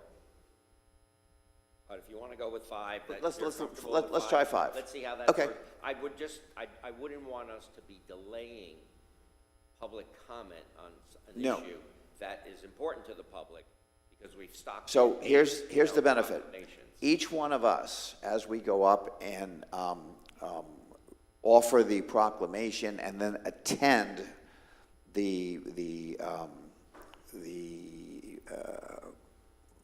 item, has the ability, okay, to reel in the amount of time that is being associated with that proclamation. I mean, you can offer some more, you can talk to the person who's going to speak, okay, you've got, you know, get your words out, you could kind of hurry it along, then we have the photography and all of that, but you can manage, each of us can manage that situation to keep it for a realistic amount of time. I don't think anybody's really abused it. No. I think it's been okay. So we're looking. But you at- can, you Looking know, at limiting to 5 and changing the order. correct. Fine, I'm good with that. I agree with that. Yeah, I think that's a good idea. You can also make a attempt to get here the groups get here earlier, and you all maybe get here earlier and take the pictures beforehand. That's what Lauren just mentioned as another way to cut down on. Cutouts, Yeah. right? Are you suggesting cutouts? It it doesn't disrupt your meeting. The photo booth over on the side? So we're gonna change, I'm gonna change the order in the policies and procedures too. Is that the direction? Mm-hmm. Okay. Yes, you have consensus. I like it because it sets the tone a little bit too, because the accomplishments and proclamations are a great way to start the meeting with a little bit of a high note before we give the opportunity for some people to kind of get up there and start bashing the city a little bit. So I feel like that's also a good thing. They don't always bash. They do not. No, thankfully, knock on wood. Good. Okay, Not all so the time. this is the workshop agenda format. This is not in your policies and procedures. This is just generally the format that we follow for workshops. It's not anything that's been put down in the policies and procedures. We had a suggestion, we had some discussion. One of the reasons we were gonna hold this workshop is to talk about public comment at workshops. Right now, the way the public participation for workshops goes is that there is, item number 3 on the workshop agenda is for public participation for agenda items. And then the presentation, which no public comment is taken during the presentations themselves. And then there's public participation again on agenda items. So there's Now, I have not, just so it's clear before you finish, I have not enforced the public Well- participation on strictly to agenda items. So that's Right. That's not what we've done, just so everybody's clear on that. Now, I'm not opposed to it either, because I think it makes sense because it's a workshop, but that would be something that I would have to enforce now going forward. Right. So from a legal standpoint, workshops items are not required to have public comment on each individual item. And that is because a workshop item is just that. It's an item that city council is being briefed on, where they can ask questions about, where they can give some consensus, some feedback to staff, and really give the opportunity for you all to be in the sunshine and discuss amongst yourself, any items that you want to talk about or any issues with that particular workshop item. The reason why public comment isn't taken for each item is really twofold. Number one is, if that workshop item, which all workshop items typically are, is going to come up at a regular business meeting, you have the opportunity for public comment on that item at the regular business meeting. You also have the opportunity at the workshop meeting before the item, before the presentations are given and after too. But you'll have a chance at a regular business meeting to give public comment on that particular item before a vote is taken, before a vote and formal action is taken. The second reason, I think, is probably because workshops are workshops, and in the interest of efficiency and trying to get through an item and be properly brief and discuss that item, it makes it go along quicker if you're not stopping for public comment on each individual item. So that's just from a legal standpoint, that's my feedback as to why you don't have to, legally, you don't have to take public comment on an individual item. I think it is smart to have public comment at workshop meetings. I don't know that you'd want to prohibit it completely. I don't think that would be a good choice, but. That would be inconsistent with our prior discussion on Absolutely. offering the public every Right. opportunity they can. So I think everybody up here So it's agrees with really that. up to you as to how you want to, because workshop agendas aren't in the policies and procedures now, there's really nothing to change. It's just practice at this point as to what your historical practice has been I would for be in favor workshops. with keeping public comment at workshops focused on the agenda items of that workshop. That's one opinion. So I actually disagree, Mayor, on this part. I think that the public comment for workshops should mimic that of public meetings. And the reason is, there's a few reasons. One, workshops are really beneficial for us because it is a learning point for council members. There's so many things that come before us that we just don't do every day. It's not our world, things with utilities, road improvements, things like that. But a lot of our residents have a lot of history and information, just institutional knowledge to offer and input that I think is really important. And the workshop is kind of where we get a lot of the kinks worked out. But specific to the agenda of that workshop. Right, but my point is that I think that those public comments should be able to follow the presentations that are given by staff, because otherwise they're kind of going in blind. They don't, I mean, they can have an overall comment on an issue, but until they really hear the presentation from staff, it's kind of hard to, you know, really provide, I think, substantive public comment after that agenda item is given. Now, if we want to keep public participation focused on agenda items as a whole, rather than having non-agenda items at the beginning, I guess I don't vehemently contest that. I do think that there should be a non-agenda item public comment period for workshops, whether it's at the beginning or the end. Because if not, like, we wouldn't have been able to hear from Mr. McFarland today. So I think that's really important. But I do think that public comment should be permitted after agenda items on at workshops. So, I'm sorry, say it again. Public comment should be, Permitted, just like we do for our regular business meetings. Yes. After workshop presentation. So after each presentation. I do after think each that item, there should- which you're then going to hear again at the workshop where we already do that. So you're, You mean the business meeting? yes, so you're doing it twice. Perhaps if they come back a second time, but by that time, kind of the bell might be already but- rung. Well, So- but so that's my- when you're my- voting. You're actually making your decision at the second meeting. I understand that, but we have an opportunity to take in everything during the workshop and consider everything robustly, rather than not hearing from the public. And then when we're here and it's time to vote, now all of a sudden we have public comment and it's like, oh, well, I thought I kind of had my decision worked out, but now I'm hearing from the public for the first time in a substantive way, because they weren't really able to comment after the presentation was given. I think that if we're really going to take our public's input into consideration, it should be provided after So the agenda. with items. regard to the length of the meetings, you're going to reduce your focus on your ability to speak to your fellow city council members and share, because this would certainly lengthen the meetings. I don't know if anybody's noticed, but I don't allow anything to reduce my time of speaking with my colleagues about things. No, but So- you made the point before that we're not as focused on later agenda items because of the length of the meeting. So No, no, I'm no, no, following no. up on your comment. What I said was. Yes. What I said was, if we have a very long agenda and we don't limit that initial public comment, or have the discretion Yes. to limit the initial public comment to 30 minutes, that could have detrimental effects. And As it's the would a same long thing in meeting, workshops. as would a long meeting. Obviously, but we're not voting. There's a big difference here. One, we're not voting during workshops, okay? So that, I think, is a very When you're important formalizing distinction. your, okay. But the other problem, you have the ability to limit public comment at workshops too. So you still have the ability at the beginning, Mayor, to say, I'm going to limit to 30 minutes here as well. So that's just my input, Yeah, that's just my opinion I on it. appreciate that. So, okay, so I got to hear from everybody else. Yeah, if I could just, I see your point, because what we do at a workshop is we reach a consensus, and then those items go to the consent agenda, and the public sees us just voting on a consent agenda.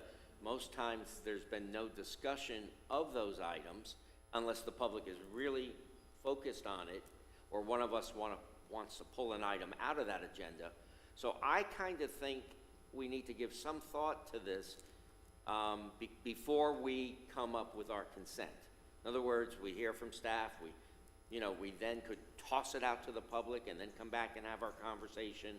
After hearing from the public, we then can decide, do we all consent Now, this to is not particular to the consent agenda. This would be every item on a workshop agenda. Yeah, and I'm wondering if it should be limited to consent agenda items.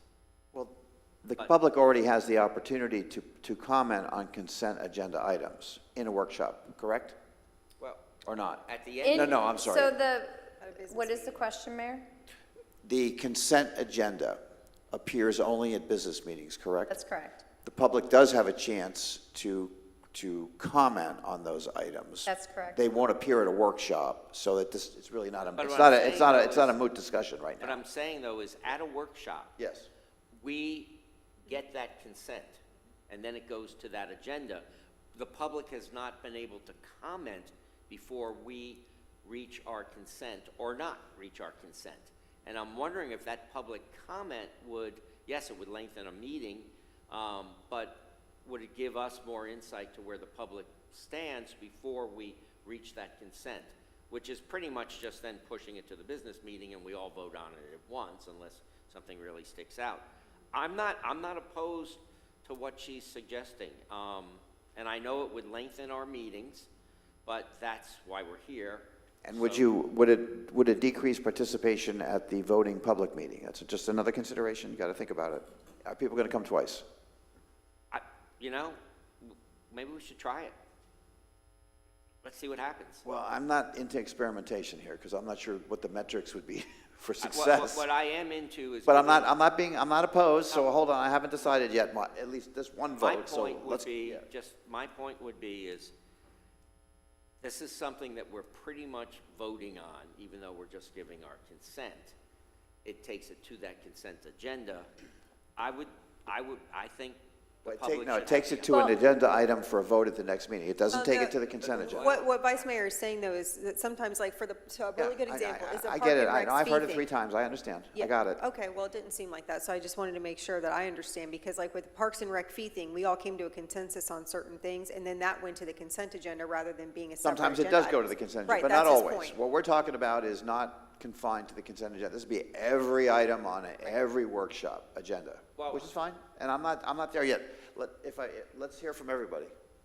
I think that it's important. I think that any public participation in our workshops or business meetings are important. This is not a business meeting, we're talking about workshops now. Workshops, yeah, So workshops. yes. Councilman Clufus, you've been at this longer than any of the rest of us. What do you think? Yes, I have. And Has that- this been done before? This hasn't really been done before as far as allowing opportunity for the public to speak after each workshop item, but I do think it's important that we allow the public to speak on any item, not necessarily just agenda items, because like Councilwoman Pontieri had noted, we would have missed out on public comment this morning from individuals that didn't necessarily pertain to the specific agenda that we have today. I think opening up each agenda item, I mean, it comes with a can of worms as well. Whether I think this is actually going to be a problem in the future, I don't, because it hasn't come up in the last 7 years. So I just would like the public to be able to, at least in the beginning and the end of the meeting, be able to speak their piece, whether it's agenda items or not agenda items. On each of the workshop items, this has historically been more of a back and forth amongst council members, but I do see the value in having input from the public, but again, at the cost of lengthening our meetings, which, you know, usually individuals will come, they'll speak their piece in workshops historically about the agenda items. I think it's kind of rare that someone would come and then they'd come up with a question while they're here about the agenda items, but I digress. So with my agreement, you have a full consensus to go ahead and add public comment to agenda items that appear on the workshops. Okay, Is that so stated, if- that everybody agrees? I think so. However, you've given me the authority before to be very, it's like that 3-minute rule is going to hold. And I would also say this is more important along the items that I think are substantial to our council, excluding like the consent agenda things. Although we don't have a consent agenda in our workshops, I just fear that if we have a 15-item consent agenda, that it could potentially get gunked up via this process. But I guess again, that's also subjective. So stick to the 3 minutes and then kind of bang through it, right? And again, I think what City Council is saying is that they will do everything to listen as intently as they possibly can to the public. In other words, we do want to hear the public, and that is the reason why we are conceding to make this change in our future agendas. Okay, may I read you the public input on workshop section of the policies and procedures, and then make sure that I have the change you're asking correct? It states as follows, and this is XE in the policies and procedures. Public input at city council workshops shall be limited to the items on that workshop agenda. Such public input at city council workshops shall be conducted twice.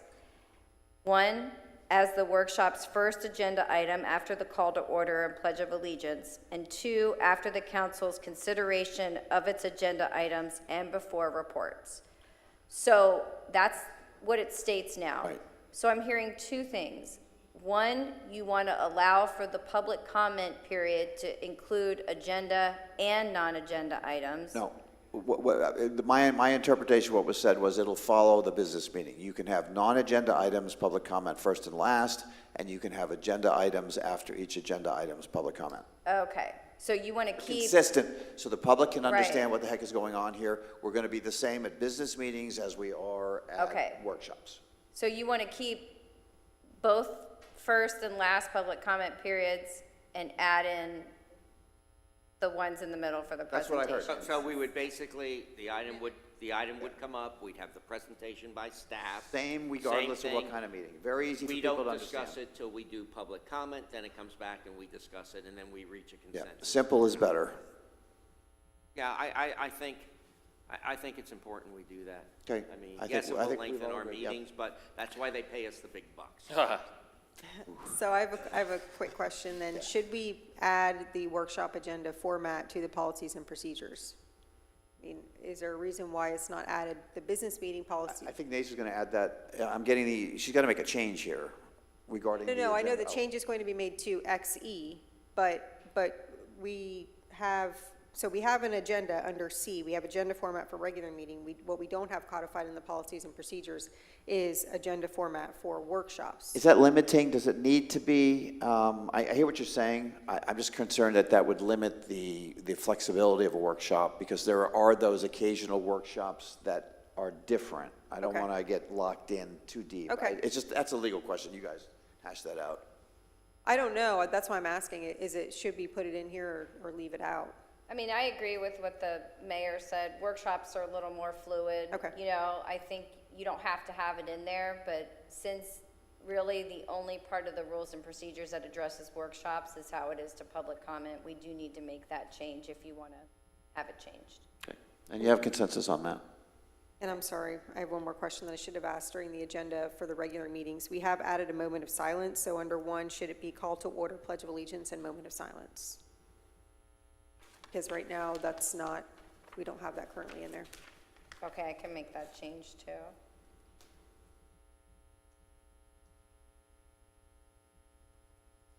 Okay. Okay, so the final discussion item here is, we're out of meetings now, and this is the city council's roles and responsibilities that not only are when you're in meetings, some of these things overlap, obviously, but also when you're outside of meetings. And everybody's pretty familiar with everything I've listed here, as far as your responsibilities under the Florida Constitution, under the Sunshine Amendment. And those typically deal with campaign finance disclosures, breaching of the public trust, and not taking any financial benefits by actions that you may make as a city council member. And any public officer that is convicted of a felony doesn't have any right to the Florida retirement system. So that's what the Florida Constitution states as it pertains to city council members. Then you have Chapter 112, which you're all very familiar with, the ethics, rules, and procedures. Chapter 119, that's the Florida Public Records Law, making sure you retain any public records that are generated in your day-to-day activities as public officials. Chapter 286, which is the Sunshine Law. We talked about that already. And then there's campaign finance laws. You also have some provisions under the city charter, the code of ordinances, the land development code, and the policies and procedures. You know, we have our social media policy and procedure that you follow, the rules and procedures that we discussed today in meetings. And then, but that really cohesively is what the rules and the laws are that you have to follow in your positions as public officers. There's a couple discussion points that were brought up to consider for city council, one being the implementation of a code of conduct for council members. There are numerous other jurisdictions, and some of them are more loose, some of them are actually codified in their code of ordinances, to touch on items that are kind of outside of what all these other rules and statutes state.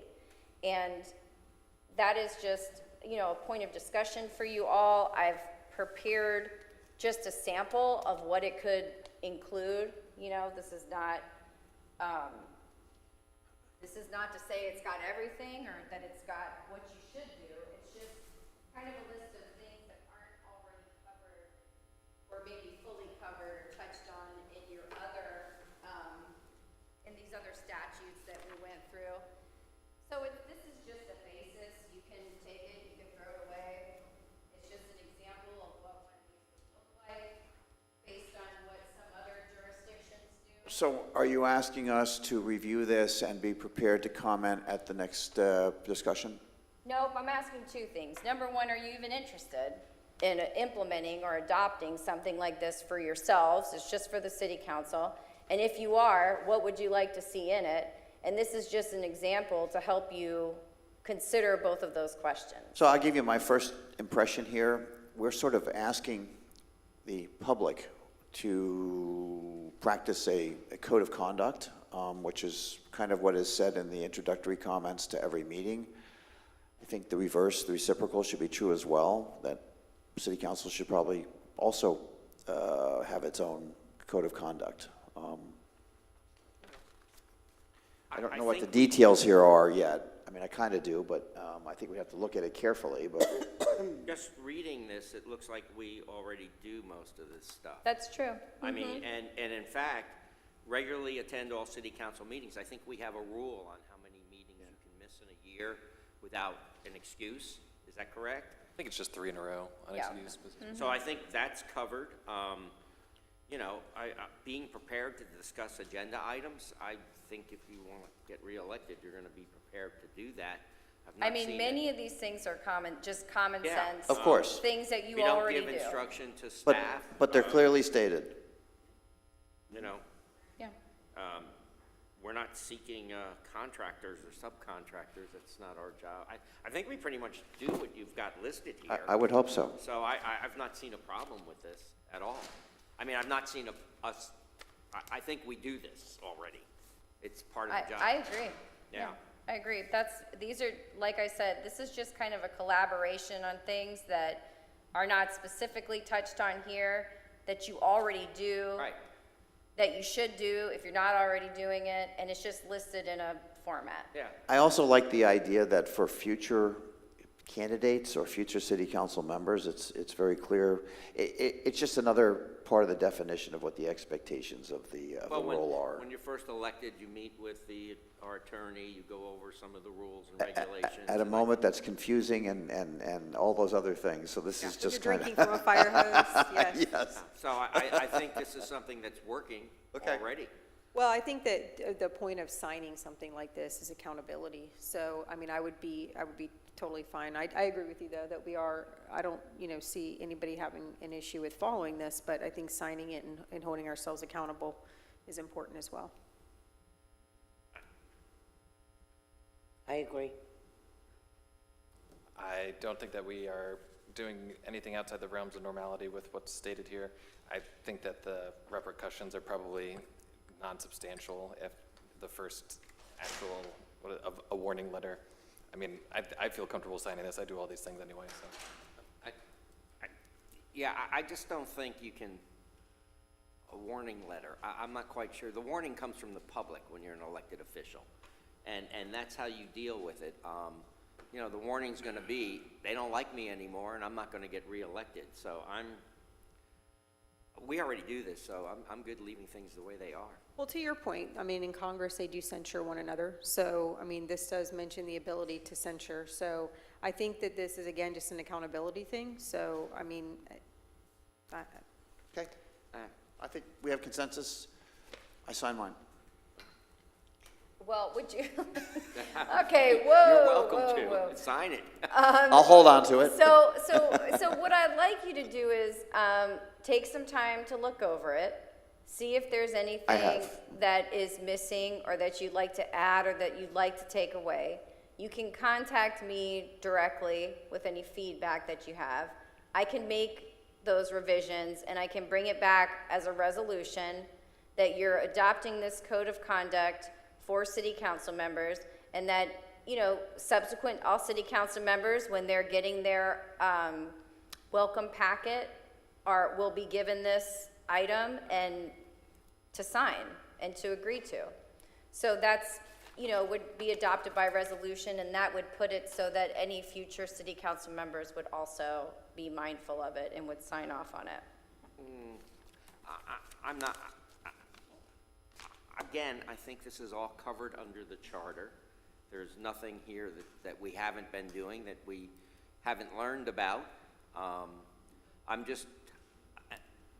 don't favor having political candidates who are running for office signing anything. I mean, This would be after you're a yeah, city and council I'm member, not as a again, candidate. the public's elected them, whether they sign it or not. And again, we're going on to the next point that you wanted to discuss here anyway, doing a background check, which is your next thing. This kind of, to me, becomes a problem. The background check is done by the media, it's done by the public.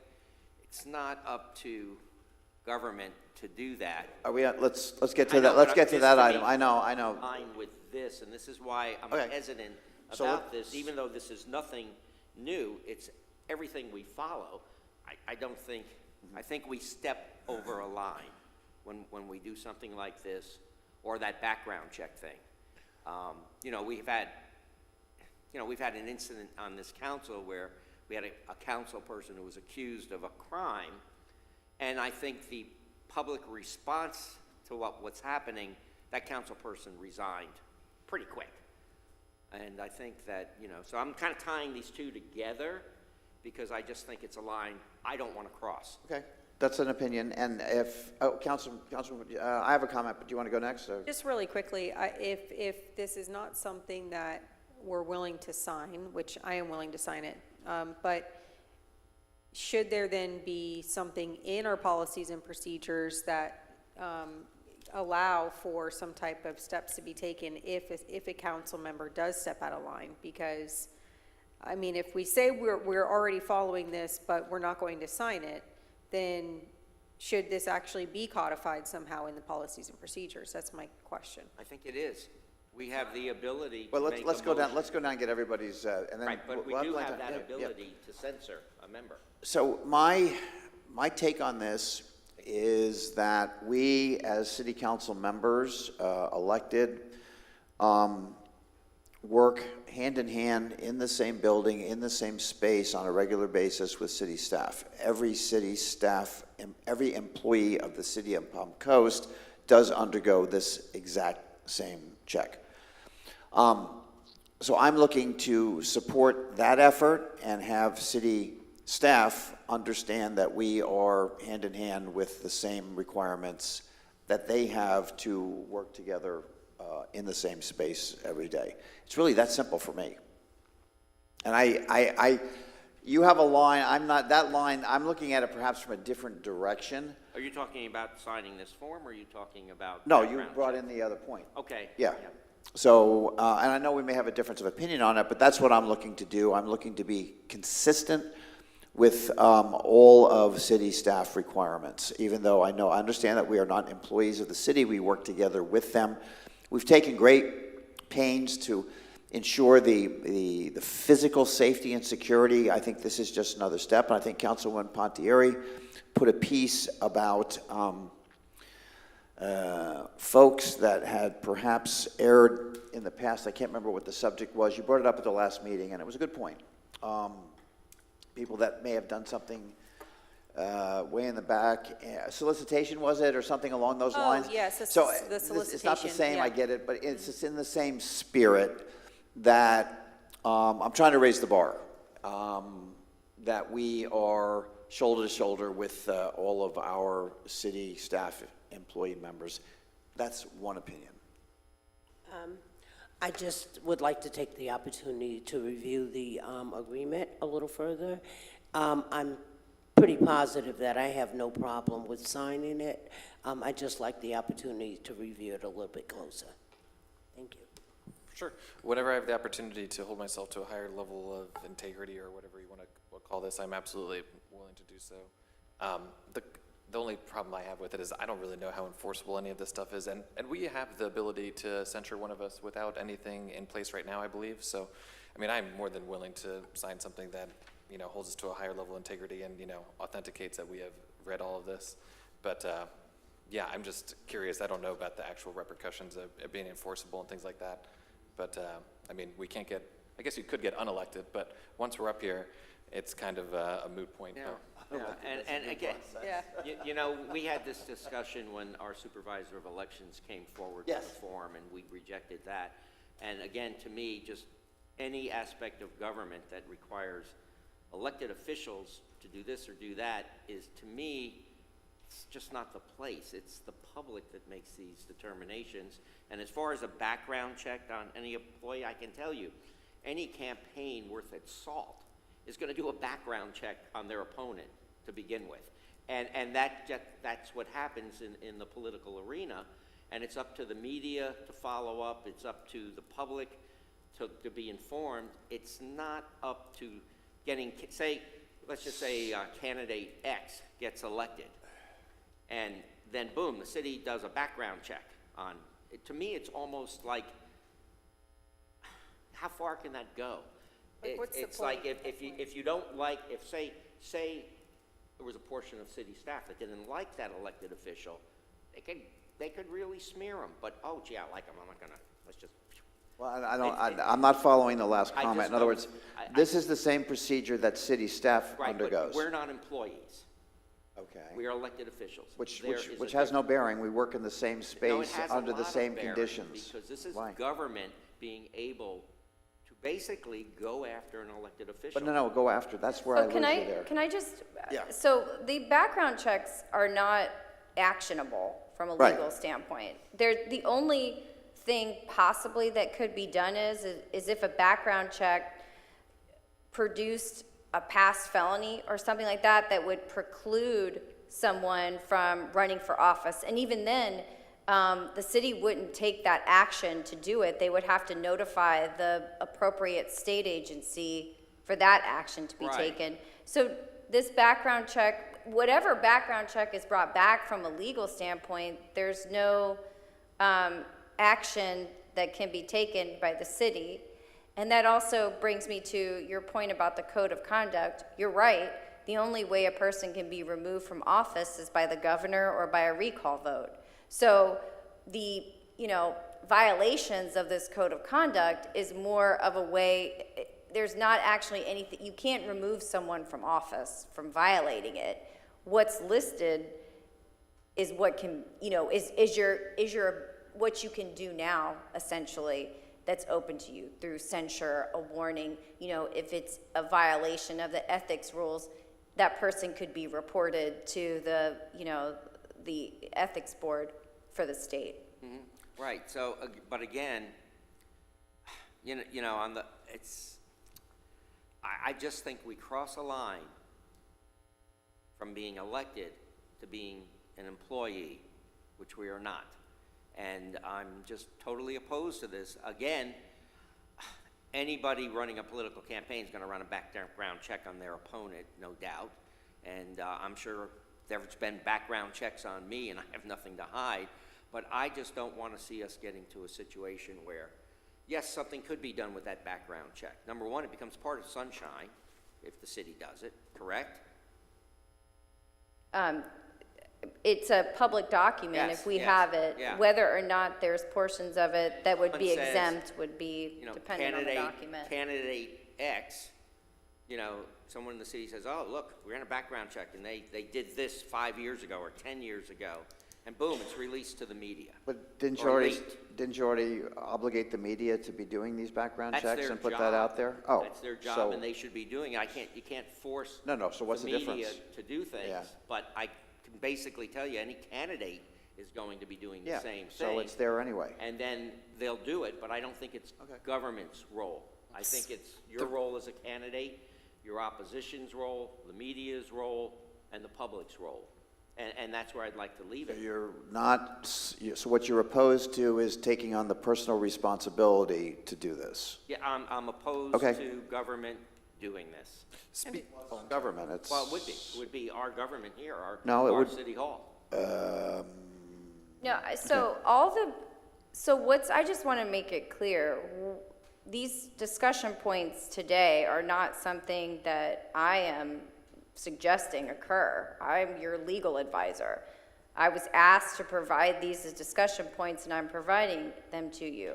So whatever is decided for the city council is decidedly for the city council, for you all to decide how you, if you want to adopt a code of conduct for yourselves and hold yourselves accountable to something that's written in written form, what that should include, and whether or not you want to provide a background check if you're elected.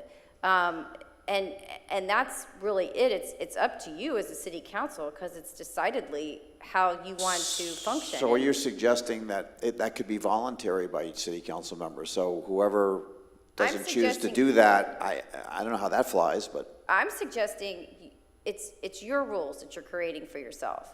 And if you get into legal trouble and tell me you want to do something that's illegal, I'm going to tell you no.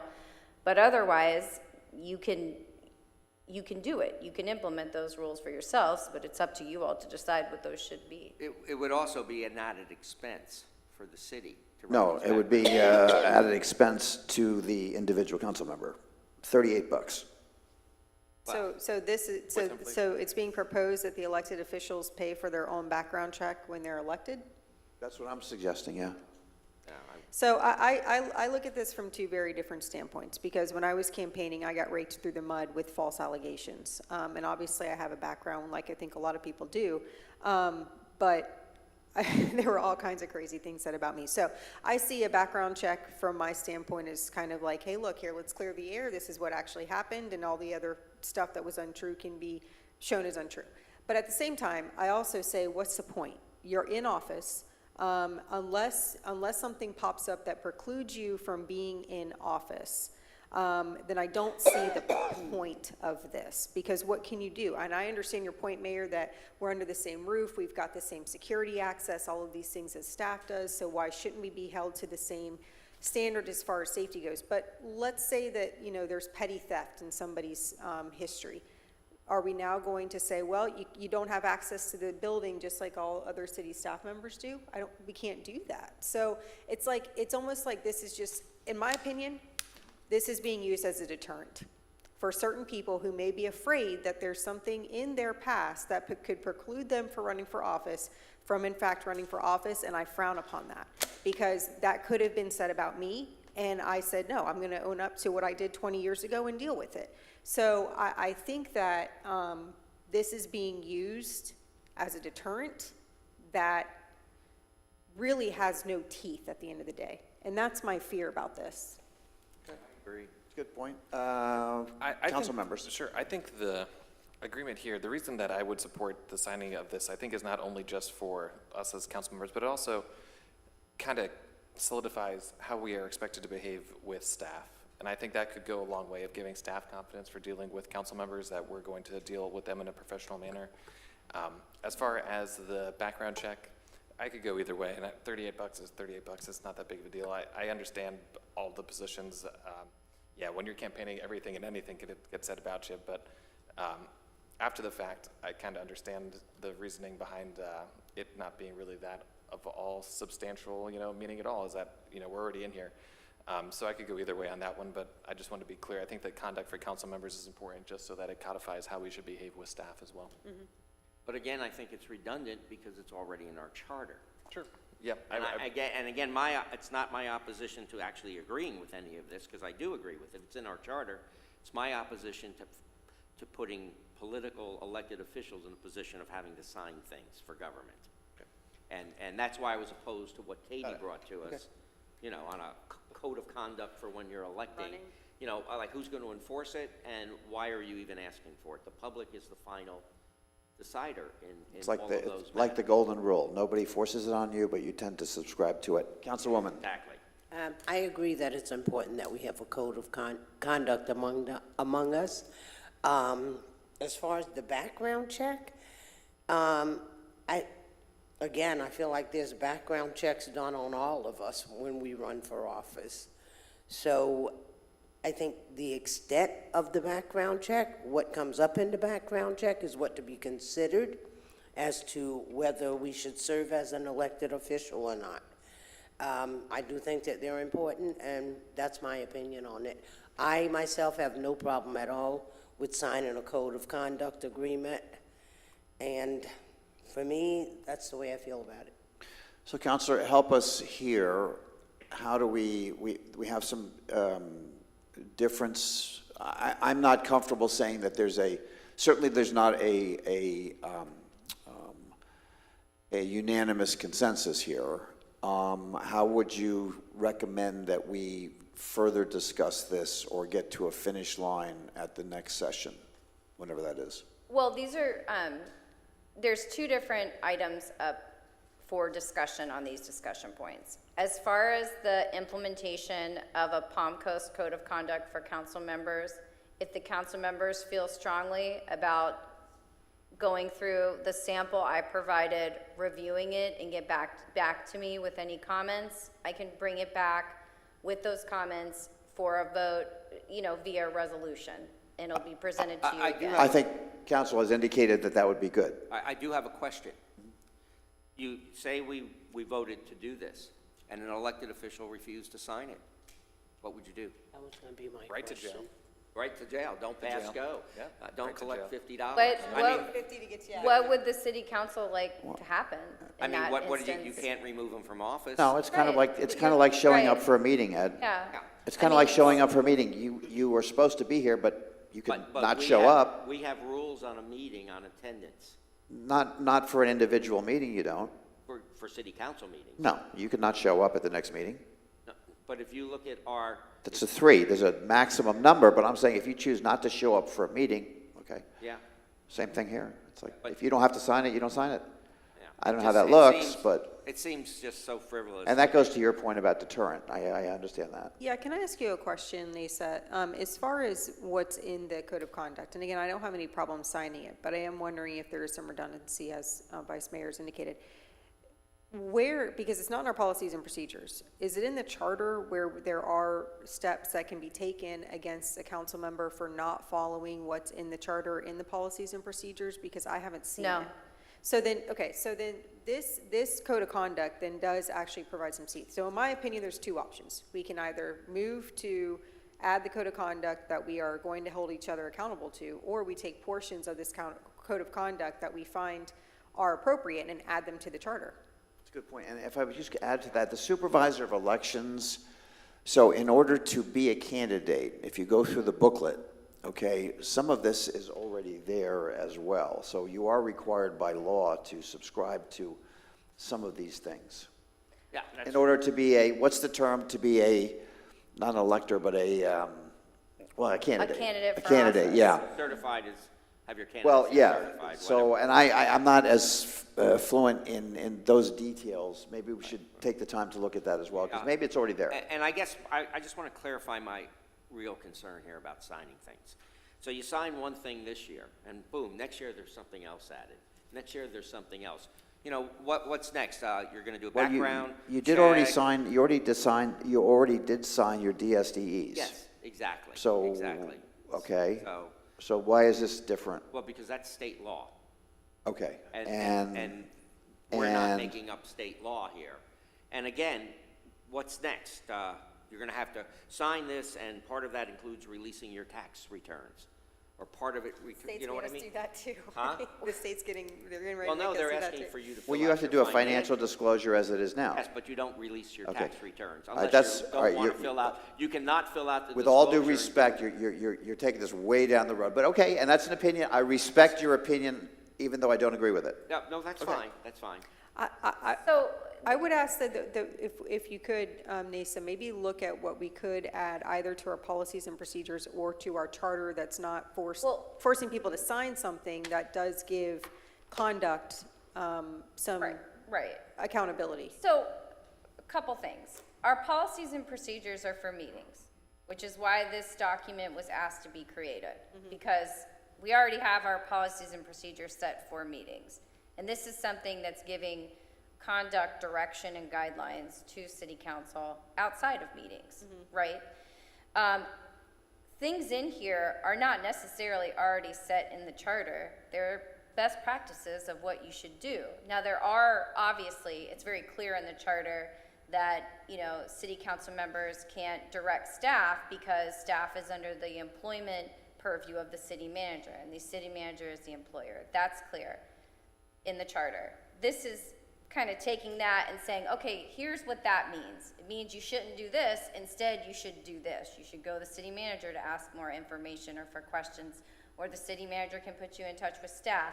So it's taking some of those foundational things, or things that you should that you are already doing, and if you're not already doing it, you should be doing it just as a good practice, and putting it down on paper. Now, whether that, you know, you would want to get into this level of detail in a charter, I don't know. That would be, you know, would typically come up in a charter review committee. I haven't seen, you know, that level of detail in a charter before. I'm not saying it doesn't happen. I mean, it could happen. But you know the steps that would need to be taken to amend the charter to do that. And frankly, I think that's like a little bit going too far, where this is just, hey, we're all saying, yeah, we'll agree to do these things. It sounds like a good idea, and an ability to hold yourselves accountable, as you all have stated. So that's really what it is. You can decide to do it or not. Either way, it's just up to you. I'll tell you what, in an effort to collaborate and to concede, I'm certainly willing to, in my personal opinion, make it voluntary. Sure, I mean, I think it has to be voluntary by the nature of it. It's But a voluntary document. You can really say you want to sign it, but, you know, what are the ramifications if you don't sign it? I mean, I guess you could get into that, but, Becomes a political weapon if you don't sign it that others will use against you. like, And I when want to you run avoid for that. office You've again, already because said this that is after you're elected. The media so has when already you- loaded the next- ammunition. But this is just another piece of ammunition for somebody who, you know, for people who might want to attack that council person for not signing this. I just don't want to go down that slippery slope of signing things is what and I agree with everything in this. It's already, you know, what we're doing. I just think we get into a slippery slope when we have people sign stuff, elected officials. And again, as Mr. Clufus said, we can censor him for telling 3 bad jokes in a Right. row. I wish you would, I tell you what, yeah. So, So we do have that tool here in our toolbox. No, we don't. And sorry, Vice Mayor, but I haven't heard that we do. Where do we have that tool? To censor? Yes. So, you know, that would be something in the Roberts rules that would come up for, I mean, it's not in our policies and procedures. Is it in our charter? So, Oh. I I'll thought it have was. to, I'll have to look. I it's mean, I not, don't think it goes so. to Robert's rules, and quite frankly, so the whole concept of censure, just before we go down this road, the result of censuring is next to nil. Right. I mean, it's a letter in a file that doesn't exist. That's all it is, and So we have Nick- examples of it all over the place. Nick tells 3 bad jokes Yep. in a row, we censor him. Yep. It becomes an article in the media and on the radio, and the next thing you know, he's not getting those gigs on the New Jersey Turnpike at the Holiday Inn. A very long stretch, okay. I mean, it does bring political embarrassment to a person that, So it's about accountability. In other words, how accountable, Yeah. okay, that signature that you're talking about. In my mind, that little bit of ink on the bottom of that piece of paper is a reinforcement of accountability, which doesn't have many metrics. In other words, how are you held accountable? May I ask a question? Sure. Nisa, did I hear you correctly that you said that this document was asked to be created? I heard that correctly? May I ask by whom? The mayor. Okay. That's just all I wanted to know.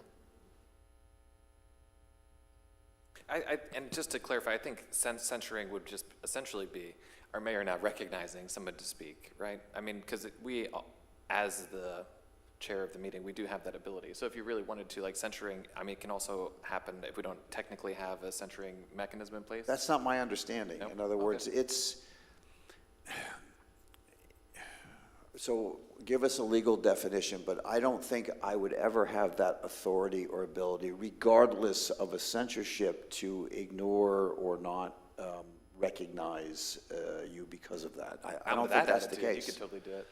And I've studied the Right. governor's censorships very carefully. It doesn't prohibit you from speaking, saying, sharing, writing, communicating, Right. or any of those things. It does not. It's So- a public reprimand. That's all it is. It's a Yeah, public reprimand.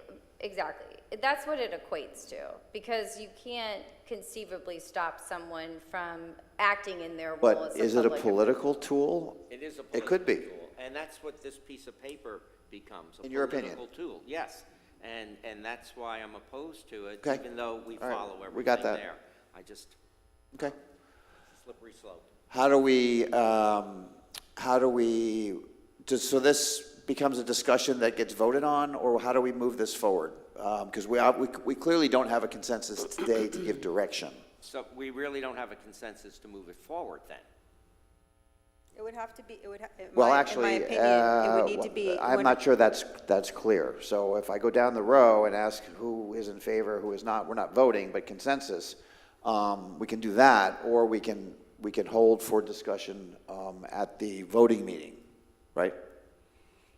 Or not? Well, I would want to gain, a consensus of the city council if you want me to bring this back in final form Okay, at a business meeting. so we've made our points. I had asked earlier that we not be redundant and go through it, more and more time. So let's go down. So Ed, Vice Mayor, you're opposed to bringing it back? Opposed to both of Councilwoman these. Pontieri. Are we talking which, one item or two? I think, okay, Because to me, a they're good point. handy.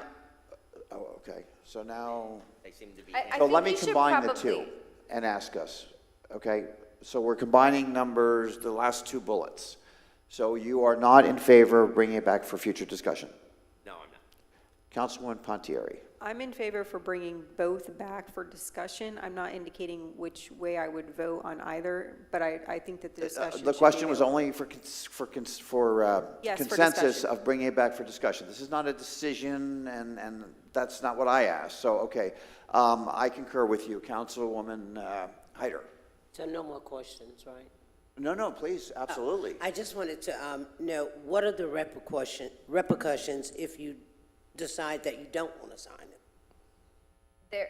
There's no. I think somebody asked that already. I did. That's They're up not- to the city council, as there's, in Okay. the way this is set up now, there's no repercussions if you sign or don't sign. The city council would have to set that metric, but there's not really, You have to be the judge of Nick's jokes. that's, there's not really, it would depend on, if you don't sign it, it's a voluntary thing as it's set up now.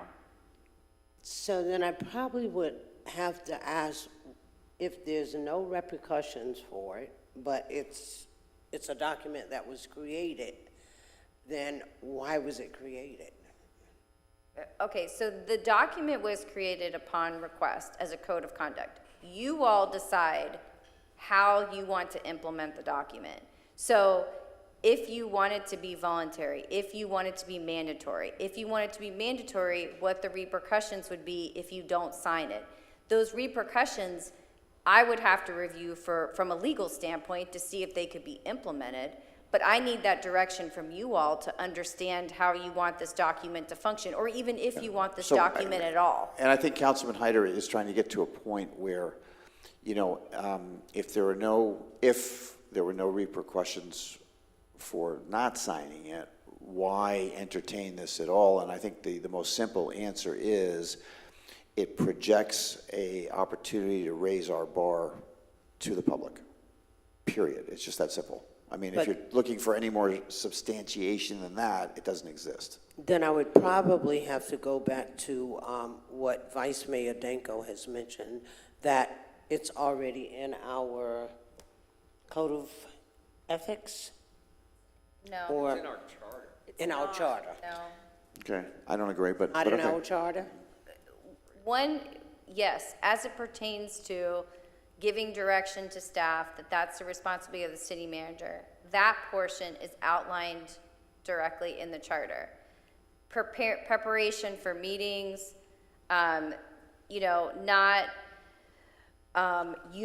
not conveying a position that's against what the city council decided. The other things that are included in here, and I really think that you should take the time to review it, which is why I'm hoping that if this does move forward, I really want you to review it and provide me with feedback so we can have a subsequent discussion, because this is in no way a final form. This is just a baseline to say yay or nay or add this.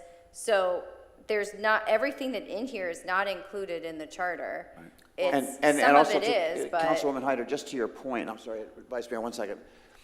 One of your points earlier in today's meeting was we should be trying in every way we can to help the public understand how we work, educate them, and make them aware of what not only our responsibilities, our accountability, and how we would like to be perceived by the public. So in my mind, this is another way. I'm trying to answer your question about why do this. It's another way to help a newcomer to a meeting understand what we have agreed to do to be the best elected officials we possibly can. I'm sorry, Vice Mayor, I didn't mean to interrupt you. I mean, I'm just looking at some of these things. Members shall, in accordance with collective city council decisions, and shall not act unilaterally or contrary to city council decisions.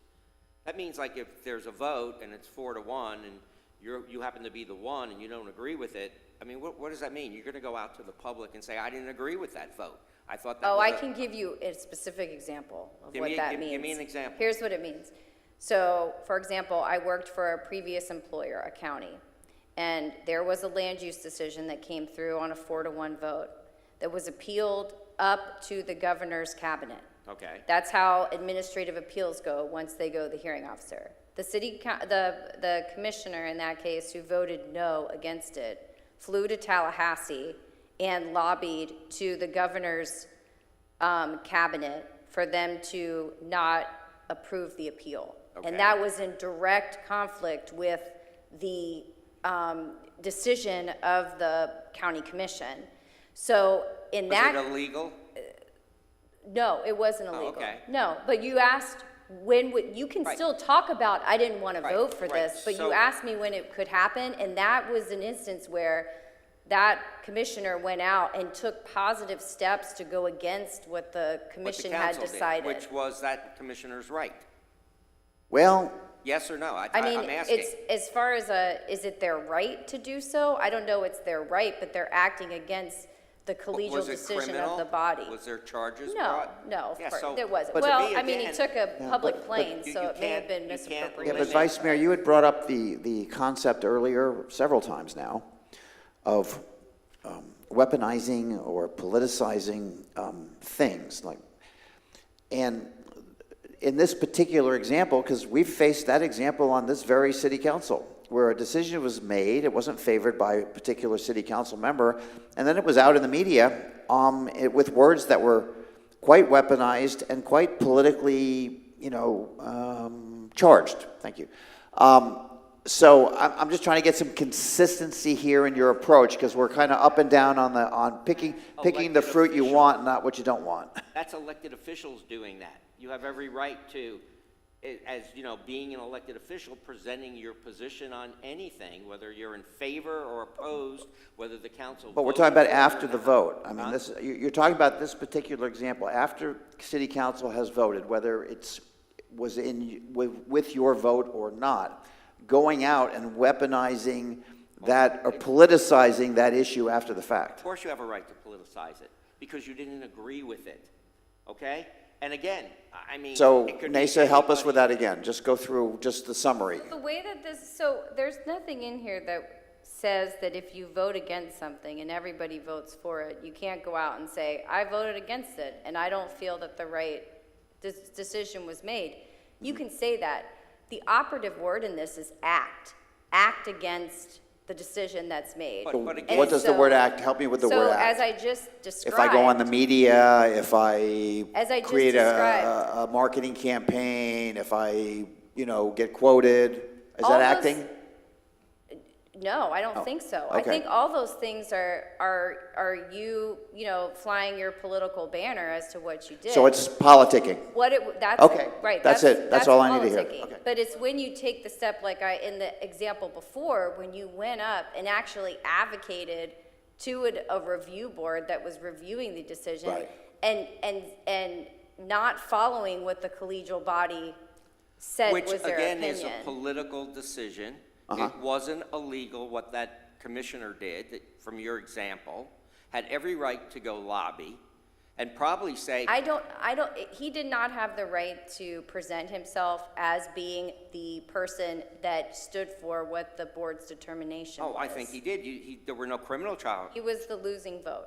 Was So there he could- criminal charges filed against this commissioner? No, Was there ethics complaints filed against this commissioner? I don't know. Yeah. See, the point is, and that commissioner probably contacted his public base and said, hey, I'm still opposed to this, and I'm fighting this now in Tallahassee on your behalf. There's nothing wrong with that. But what there is wrong is signing stuff like this that tries to limit your rights as an elected official to post stuff. Again, this is, to me, the slippery slope. Okay. I just don't want to go down. And I'm not sure, I don't know what the outcome was with what that commissioner did. This was your example. I've never heard of this before. But I'm saying if that person did nothing criminal, nothing illegal, Okay, you've made the point. that person had a right to do it. Got it. We're clear. I think we're clear on your position. Additional comments, and I got to ask Nasa, do you have sufficient direction for this slide? for So the I think next- I have consensus to bring back the code of conduct upon you all reviewing it more thoroughly and providing me with any comments you may have, and bring it back in a resolution form. So when you say consensus, I think you have a majority. I'm not sure you have consensus. Is that the Well, same? a One majority, and the yeah, same? a majority Okay. of consensus. That's to what I bring it heard as back. well. Yes. As far as the background One more. check, I'm sorry, hold on, I'm sorry. Councilwoman Hyder has a question. I just had one more comment. I absolutely have no issue at this point with signing anything. I'm not totally clear on it because of the questions that I've asked as to what are the repercussions. But the one thing that I do feel about myself personally, that when I took an oath, I was automatically held to a higher standard when I took my oath to become a city council member. So that's why I don't understand why we need to sign something else to hold us to an oath that we already took. What did the oath involve? Well, we took an oath to, Oh, I know we all did, but it was rather vague, generic, and not specific in any way. but it still was in line with the charter for the city council. And I don't have a copy Code of of the oath. ethics. I can check, maybe. it's It's usually to very- follow the it's- laws of the state of Florida, the Okay. Constitution. So maybe we should review that as well, okay. Good point. And, But- and when we took that oath, at least I think most of us, I know I did, I put my hand on a Bible. I think I held myself Yeah, but accountable what to a did- higher source than some piece of paper that somebody What did wants you us commit sign. to, what did you commit to in that oath? Committed to a lot of things. Well, like what? Well, like the public trust, I forget the full. Very oath. vague, generic, not very Like the specific oath things, back, right, okay. Because I took it pretty seriously, I think. I took it I think Kathy seriously. took it very seriously. Absolutely. And I'm sorry, I don't take this very Okay, seriously. okay, we've heard it. Anybody else? Nasa, do you have enough to come back to us? Yes, I can bring the code of conduct back, like I said, for further discussion. Do you want me to include in that discussion the background check item, or table that Go down the until- line, because we do need to Oh. see if there's, so. Two things. I would say bring it back as a discussion. I think we should discuss it more at another workshop. Let's have the opportunity to go home, look this over, think about it, discuss it with whoever, and bring it back as a workshop discussion, because I don't think we're at the point of writing some kind of ordinance for it. And I think on the background check, we should just lose that completely. That's where I stand. Just help me with why workshop as opposed to Because a... I don't think that this has been enough time to go digest this and then just come back and make a vote on it. But we would have time to discuss it fully at a business meeting. We should discuss it. All right, you're asking a workshop, okay. That's where I'm at. I'm Okay, willing to no, go no, that far. okay. Councilwoman Pontieri. I'm not opposed to bringing both of these items back for discussion only. I can tell you where I stand right now. I'm in favor of the code of conduct. I'm not in favor of the background check, but I'm in favor of discussing more at length for both of them. I'm in favor of discussing it further. Both items. Yes. Okay. And I would too. So I think we're still left with a workshop versus business meeting. I'm not opposed. Do we have an upcoming workshop that this could be added to? I'm trying not to add another workshop just for this one little, well, it's not little, just for the one. Do we have something that you think you could append this to? And We have 2 workshops coming up. We have 11/14 and December 12th. are they huge? To be determined. To be determined. We're not really time sensitive here, so if everyone is agreed, then they could come back at the first available workshop for discussion. Is that, do I get a nod from everybody on that? I'd like to be unanimous on this if we can, on the discussion. So you have consensus on doing that. Questions? Oh my goodness. Nope, no more questions. My presentation's over. I have to go back to your agenda slide. Sorry. Which one? I missed something. It was early on For the business or for the workshop? for the business meetings. There you go. Okay. I would like under, yes, city council members' comments. I would like to include formally that brief reports be given on liaison appointments if there had been a meeting since the prior report, however you state that properly. Okay, so under number 9 on this agenda, council comments and directions for actions and council member reports on liaison duties. And, yeah, if applicable, just to formalize it, because I think the public deserves to know what we may have discussed at these various meetings, and brief is the key word here. Okay. Got it. Anything else? That's it for me. My presentation's complete. Thank you. Thank you, Lisa. Since we haven't changed anything, this is a workshop, so I will now open up for public participation on items that were not on today's agenda.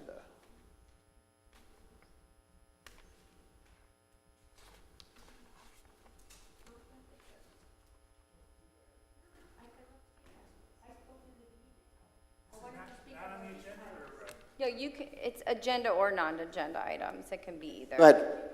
Anything you want. So As long as you haven't spoken on Mr. it Fuller's going to be the previously. gentleman, Celia, so come on up. My name is Celia Puglisi. I live here since 1991, and I have a lot of things to say in my 3 minutes. Thank you for letting me speak. I know in workshops we are not allowed to speak, but I came here with this hope. Thank you. The proof of the residents, and I represent hundreds, thousands of them that are not here today. You know why are not here today, Mr. Alfie? Because they know they are not allowed to speak on workshops. This is what we have. This is how we silence the people, sir. We need to change this. I'm speaking for Stephen Carr, Mary Kay Hayward, Gina, everybody behind, all the people on the Protect Palm Coast. We are almost 1,000 members, and everybody and the friends of Florida Park Drive, and everybody in other groups.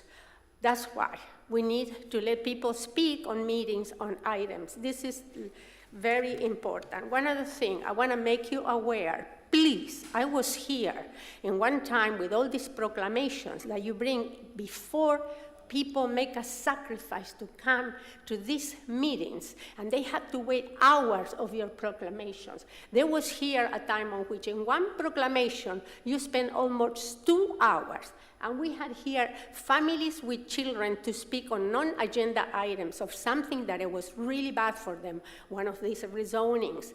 And you have to think that the people don't like these proclamations before the 3 minutes on non-agenda items because they come here and make a big sacrifice on these meetings. Proclamations are good for you, all of you, very nice, for the city staff because their children had a 2-hour proclamation with photographs. It's cute, it's nice, the kids, but we are elderly people. We need to go to the bathroom often. We make a sacrifice to come here, and you put all these proclamations that are very colorful and very nice for all of you, but are a sacrifice for us sitting in there. One other thing, please. The 30 minutes meeting, don't do like the county does. People come here with their problems. It's not standing room only, and you're gonna tell us that on non-agenda we only have 30 minutes? That's not enough. What you've been doing so far, if you can make exemptions, fine. Don't make it worse for us. Also, proclamations, let me see, 30 minutes. One other thing, you limit us to 3 minutes, that's okay, I agree with that. But you allow the developers, the contractors, some people that live on hammock dunes to speak more than 3 minutes. I've seen it. Listen, you limit the contractors and their lawyers because I've been sitting here, sir, and there were hours and hours and hours sitting here. That's what you need to limit. It's time that these people that come and lobby for you against our best interests, they are limited as well. Please think on that. Thank you. Thank you for your comment. Next speaker, please.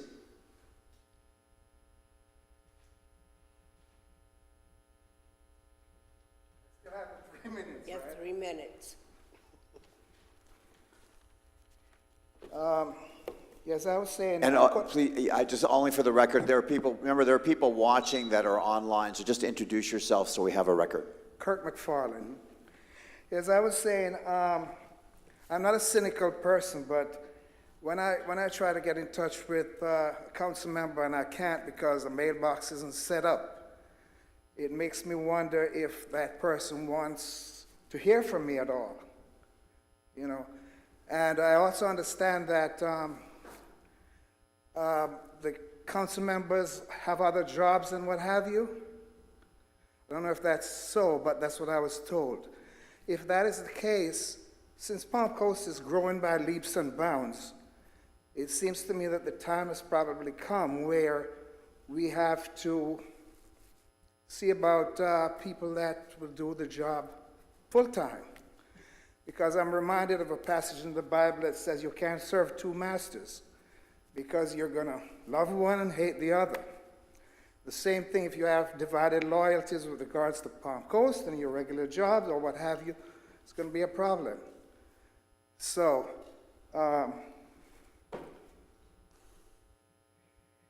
in closing, as far as the 3-minute rule, I don't think it should be a hard and fast rule.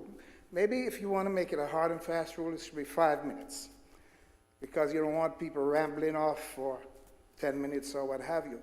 But like today, we only had like 2 people as far as with myself and this young lady over here. So in that case, you should have some flexibility where you know, give a person a little extra time, because this is my first time here. I didn't know what the rules were. So, you know, and as far as the parliamentary inquiries and what have you, I don't even think that should be in the public forum. The time would be better spent to give the public a little more time to speak, to address their concerns. Thank you so much. Appreciate your comments. Thank you very much. And I think we have one more speaker.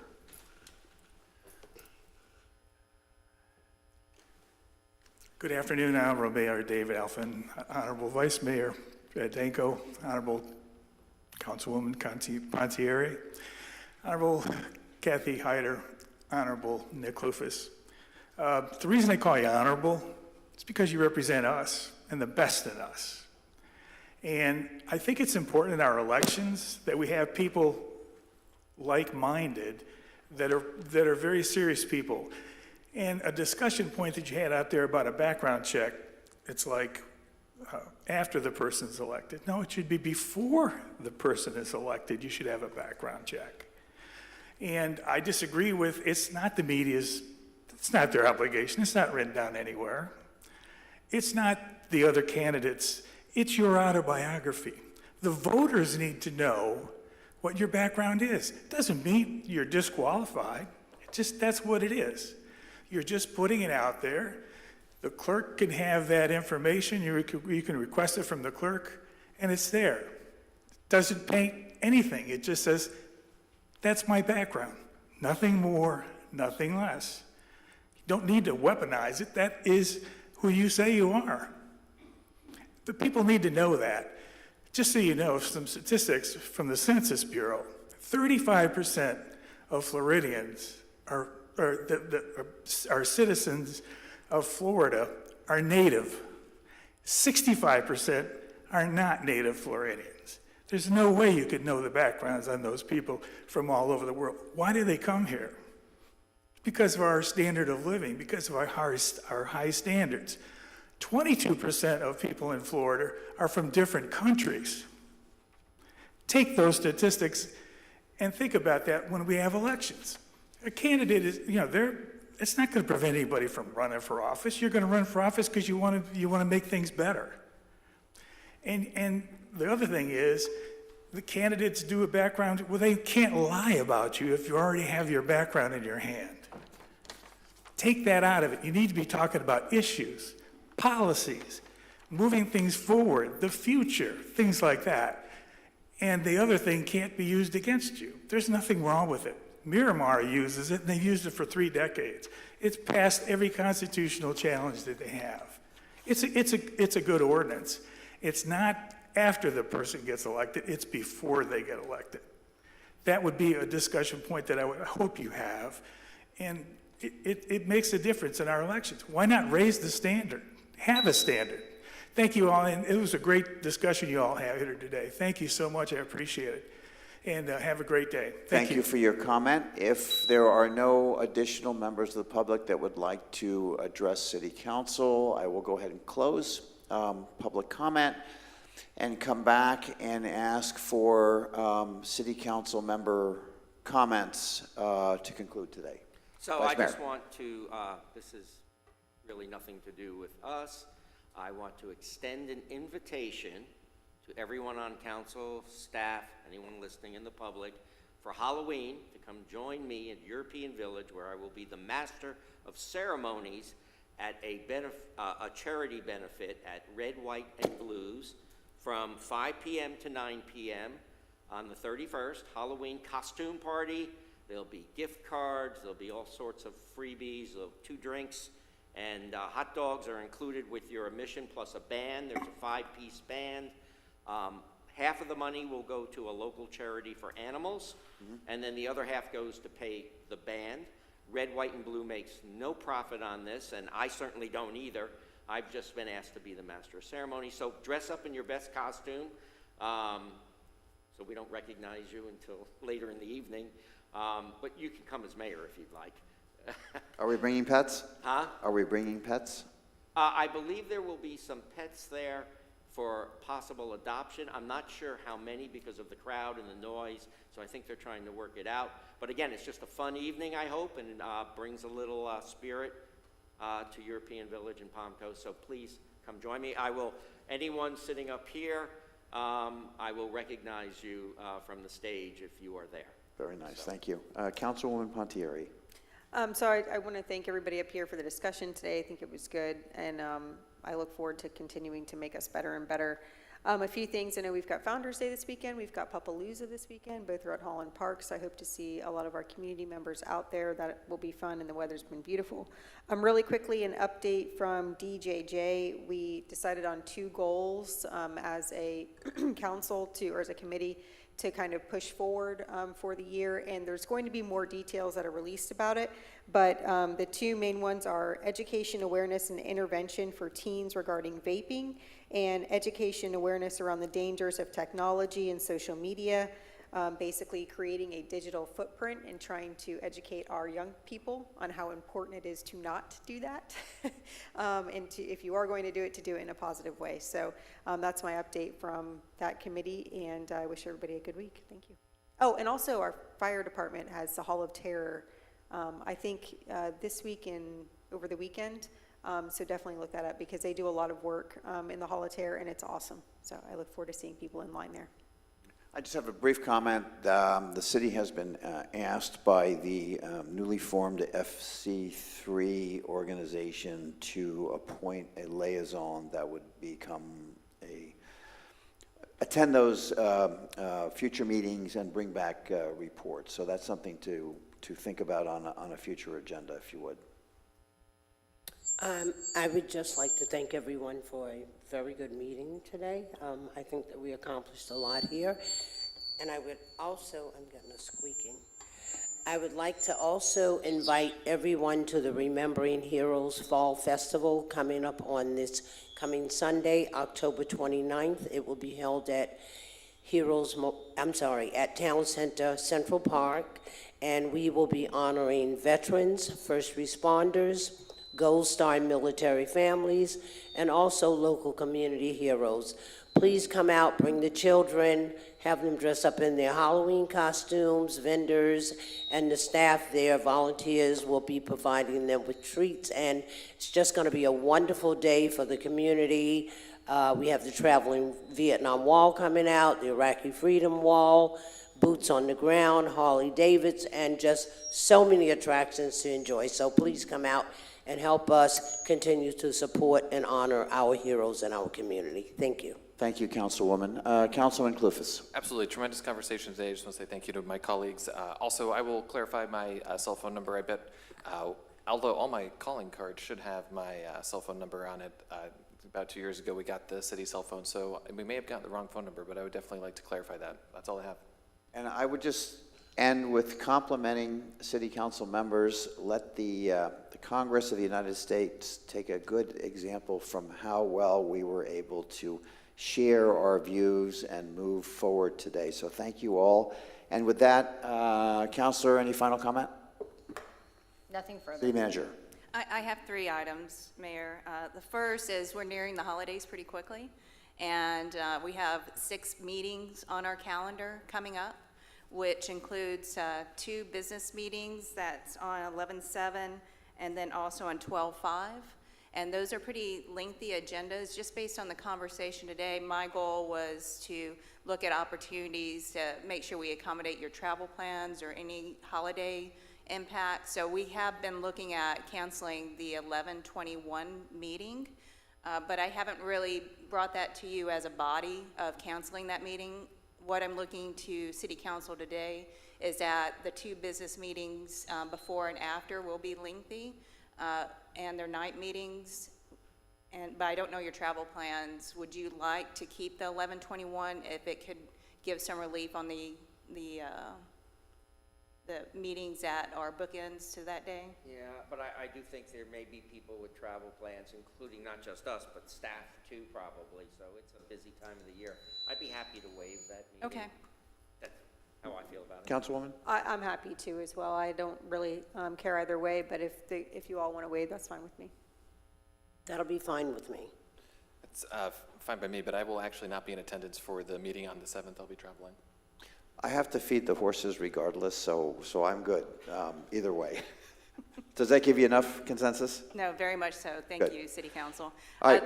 I have two Two more more. quick items. Just want to remind City Council that tomorrow is L. Cryer's dedication ceremony, and it's posted on the website. You have all the details, should be on your calendar.